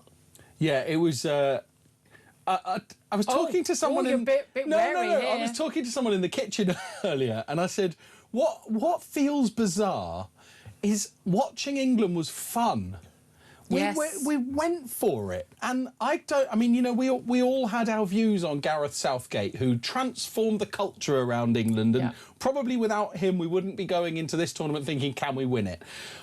But the way we played was fun, particularly in the second half. Particularly the second half. And the game was fun for it, and so we've all sort of come in bouncing, almost for the first time forgetting the concerns, and which is also kind of just nice. how excruciating. I mean, within the first few minutes, when we seemed to not be able to get the ball sort of out of our area, and I was literally just sort of sitting there, I can't do this. I can't do this. It's only the first game. I just can't do this. Can't. It's too much to cope with. This was set to be our hardest match in our group. Such that any of the groups are very hard, given that you've got these sort of islands with a population of about 4 people. I mean, basically... Well, I don't know. Cape Verde drew with Spain, didn't they? So, this is the thing. There have been some upsets, and you should never take any match for granted, certainly. I think Ghana next is in some ways tougher, because these are players that know how to handle the heat. They're much more athletic. That Croatia team is ageing. We're going to be playing a lot in a lot hotter territory. It is going to be more difficult, the conditions going forward. Do we know yet what it is exactly that Thomas Tuchel, the manager, German manager, crucially, I mean, God, times have changed, people, what he said to the team? Because they came out absolutely bouncing. I mean, the pace was just sort of extraordinary. As we were saying earlier, it could easily have been 6 or 7-2 rather than 4-2. And I'm not to diss the Croatian goalkeeper, because that man worked a double shift yesterday, and he did it. The scoreline does not do justice to actually how good he was on the night. But what did Thomas say to Ghana? We all assumed it would be the proverbial rocket. But by all accounts, the players and he himself came out and said, that's not quite what it was. I mean, Harry Kane used the word speech. And I thought what was really interesting, the kind of message that seems to have come across was Tuchel said, look, I don't mind if we lose this, but we lose our way. We play our game. And the players looked nervous in that first half. They looked like they froze a little bit. A lot of them, maybe not all, but... Yeah, except why is there so much more pressure when you're playing for England than when you are playing for, as these teams are, for, top flight Premier League or other international or other national league teams? The shirt seems to weigh heavy, doesn't it? It's probably less heavy than it was under Southgate or prior to Southgate. I think people have we've got so far each time these different tournaments, and then the 60 years of hurt for him now. I say I'm old enough to remember the 30 years of hurt, Toby, when that song was written, but there's an element where I think there's less expectation. Although it's a brilliant team, it's a world-class team. You've got Harry Kane always delivers. I mean, it's just extraordinary. He's delivering more the older he gets. Yeah, it's incredible. He's just incredible, and he's just such a fantastic figurehead for the team and a leader. And you can't fault him. But it seemed to me that because it was like this is such a sort of disparate World Cup, there isn't this focus, that people hadn't been getting excited. I certainly noticed, I organised a sweepstake in the office, there hadn't been quite the same sort of buzz about it that perhaps we'd expected. I think the time of the matches is impacting that. I mean, I would, under normal circumstances, the Qatar World Cup, the time zone was much more friendly. Obviously, any time it's been in Europe, I'd have probably watched about 15 matches by now. Yeah. And I think I've watched 4 prior to last night. I mean, Scotland having that 2 a.m. start. I mean, disaster. And really, really unfair, because they do try where they can to make the times work for these different nations, but Scotland having a 2 a.m. was horrible. England's a 2 9 p.m.s and a 10 p.m, which are just about doable in the group stages, and hopefully it sort of remains that way going forwards. But I think that's impacted the way fans have felt, but also it's been a long wait to get to England. It was the last day of the first round of group matches, if you want. Today we start on the second round of group matches, at which point we start going, OK, we're going to know a bit more about who's realistically going through. And our standing is in the sweepstake will start. Absolutely, all start to matter. I mean, we've got, next match for us is Ghana on Tuesday, and then we've got Panama on the next Saturday. Scotland playing tomorrow night? Tomorrow night, Morocco. Toughest game in their group, even though they've got Brazil still to come. The Prime Minister has not ruled out there being a bank holiday if England does win the World Cup. Then we had a load of... this one sitting next to us, Philip Ingram, who's from Northern Ireland, he went off on one at 10 o'clock this morning. I've never seen him lose. What about if Scotland win the World Cup? Shouldn't Scotland get one? Now, we had a brilliant caller earlier in the show who said, well, we'll definitely need a bank holiday if Scotland win the World Cup, because we'll need it to catch all those pigs that are flying around everywhere. Look, Scotland might get through the group for the first time, so that would be a magnificent story. But everyone one more point gets them through. You have to really try hard not to get through your group, given these groups. It's I'm showing my knowledge here. There's about 18,000 countries taking part out of the world's 200 countries. 48 in total, and only 16 go home after the groups. I mean, so it's 32 not a World Cup still final, get through. is it, Toby? It's it's starting from scratch. Beating Haiti may well have been enough for Scotland, but one more point and they will be through. What's our route through? England. Well, I think we win the group now. There's then a chance, and this is really difficult, that we play Mexico in Mexico City, which is it's at altitude. It's very hot. I heard a statistic that in that very stadium, the famous stadium where Maradona actually scored the hand of God, by the way, that Mexico, in their entire history, have played something like 85 matches there and lost 2. Oh. Yeah, Now, England on paper would beat Mexico in any given scenario, but there, in that match... The 12th man and all that. And then there's a very big chance we have to face up against France. Gets tough, France. Favourites in the tournament? For a lot of people after the first round, I still think Spain. I know they had that real shock, but in a way that might be the worst thing that could happen for those wanting to beat them. We shall see. It's exciting though, isn't it? But it is, and it feels like it's properly started now. It does. Talksport report, Toby Gibbs. Thank you so much. Philip Ingram, he watched. He doesn't even like football, he's not English, but he watched. And I find the second half entertaining, as you said, and I've got a copy of Thomas Tuchel's half-time talk here. It says, they have ways of making the Croatians lose. Do it. There'll be complaints. There will. 12:45. This is Toby's just trying to pretend he's not here. I'm loving that. I love that. 12:45 is the time for This Is Talk.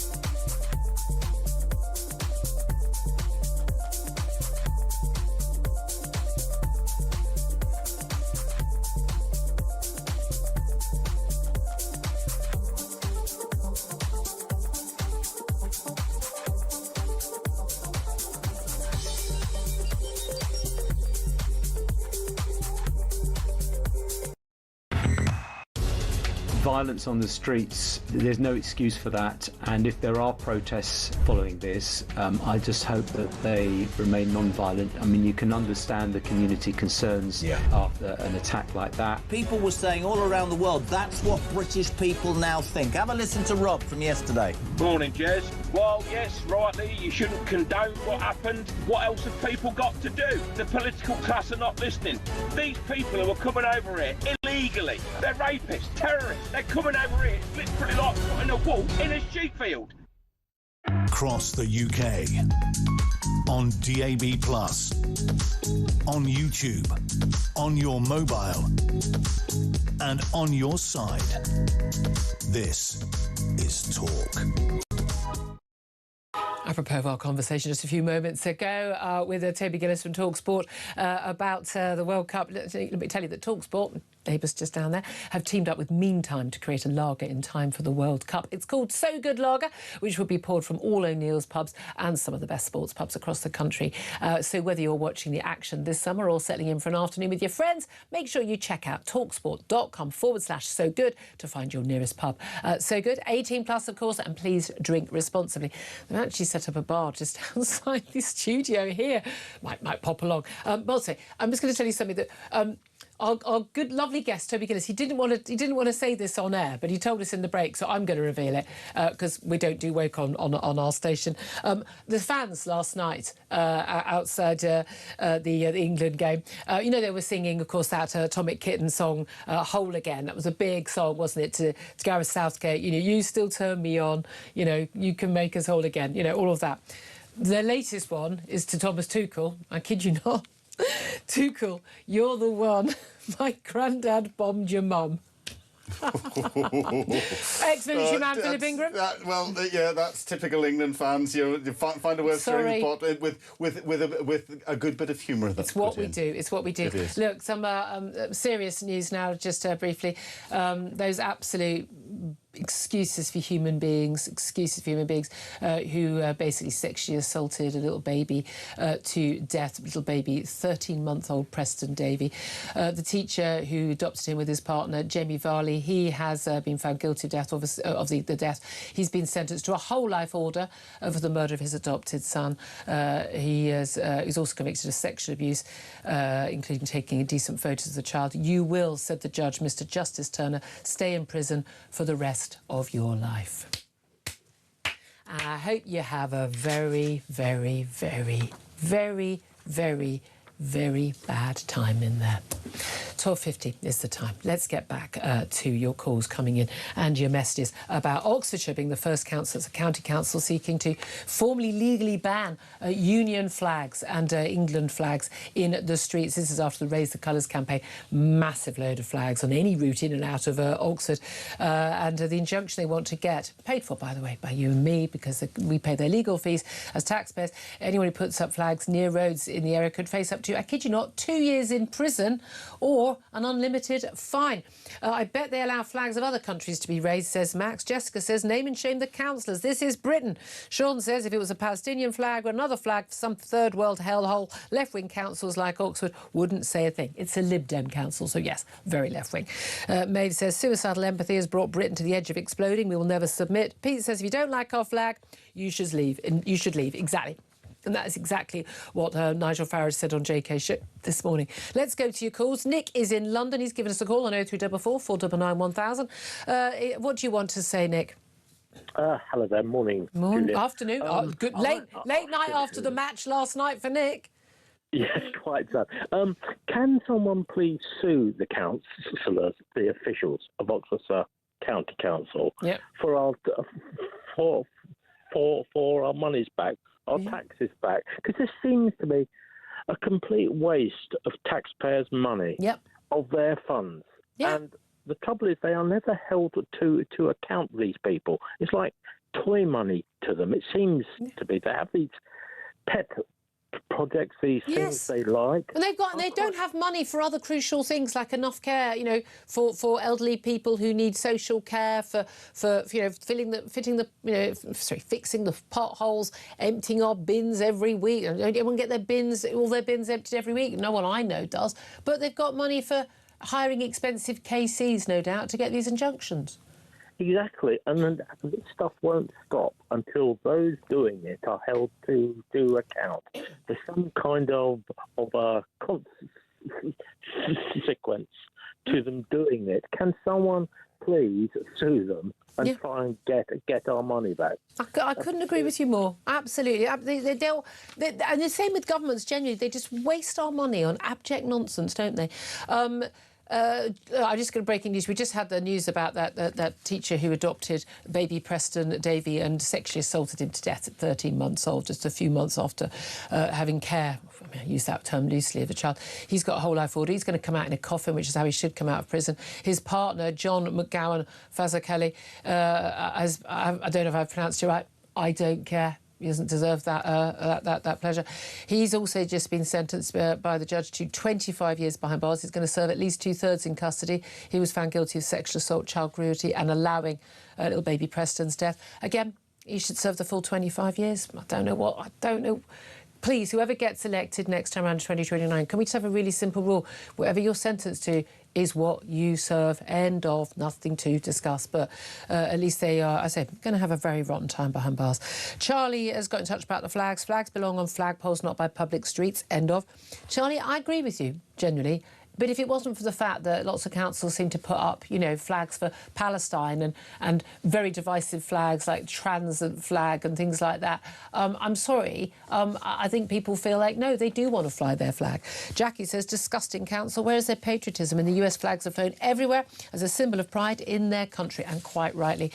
Paul is also on the line. He's in Brighton. Hello, Paul.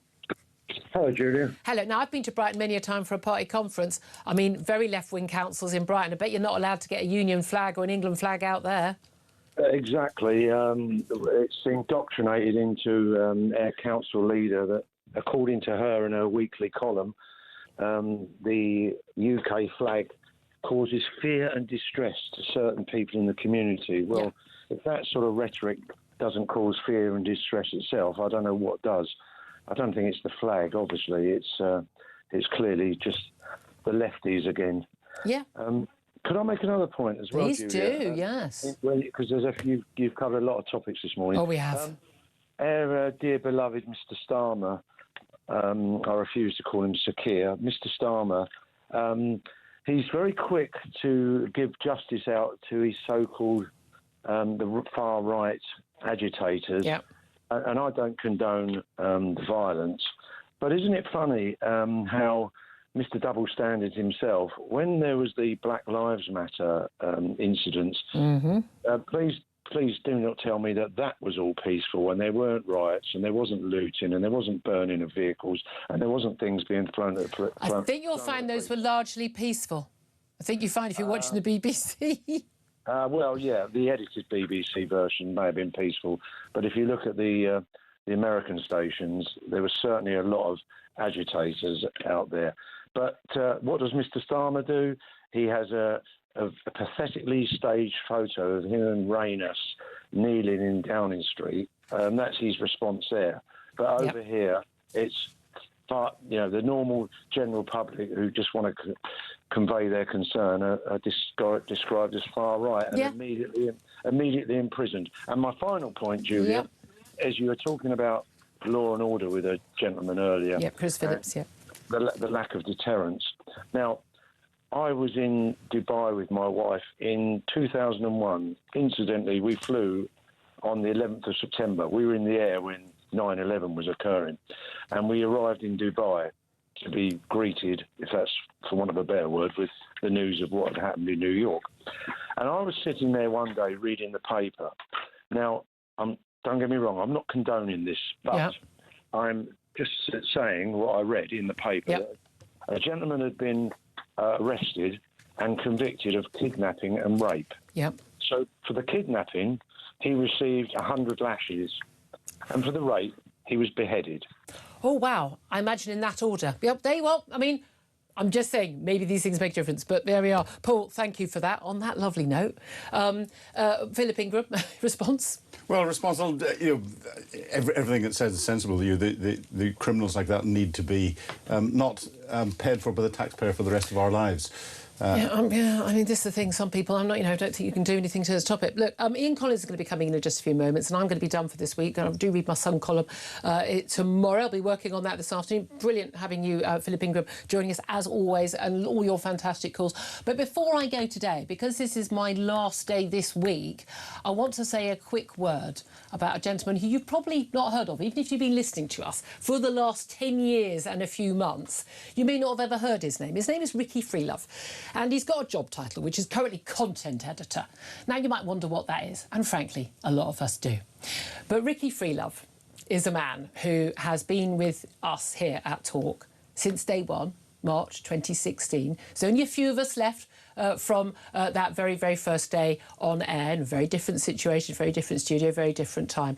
But Ricky Freelove has been absolutely vital to this station. What goes out on air, everything that happens here, he has got a role in. He has kept this show on the road for all those 10 years. He is leaving us at the end of this week, and despite all of my best efforts to chain him to his desk and keep him here for us here at Talk, he's moving to the Sun. He's got a fantastic new job opportunity there, so at least we're going to be able to go and harangue him at his own desk on another floor. But I cannot tell you what an amazing contribution that Ricky Freelove has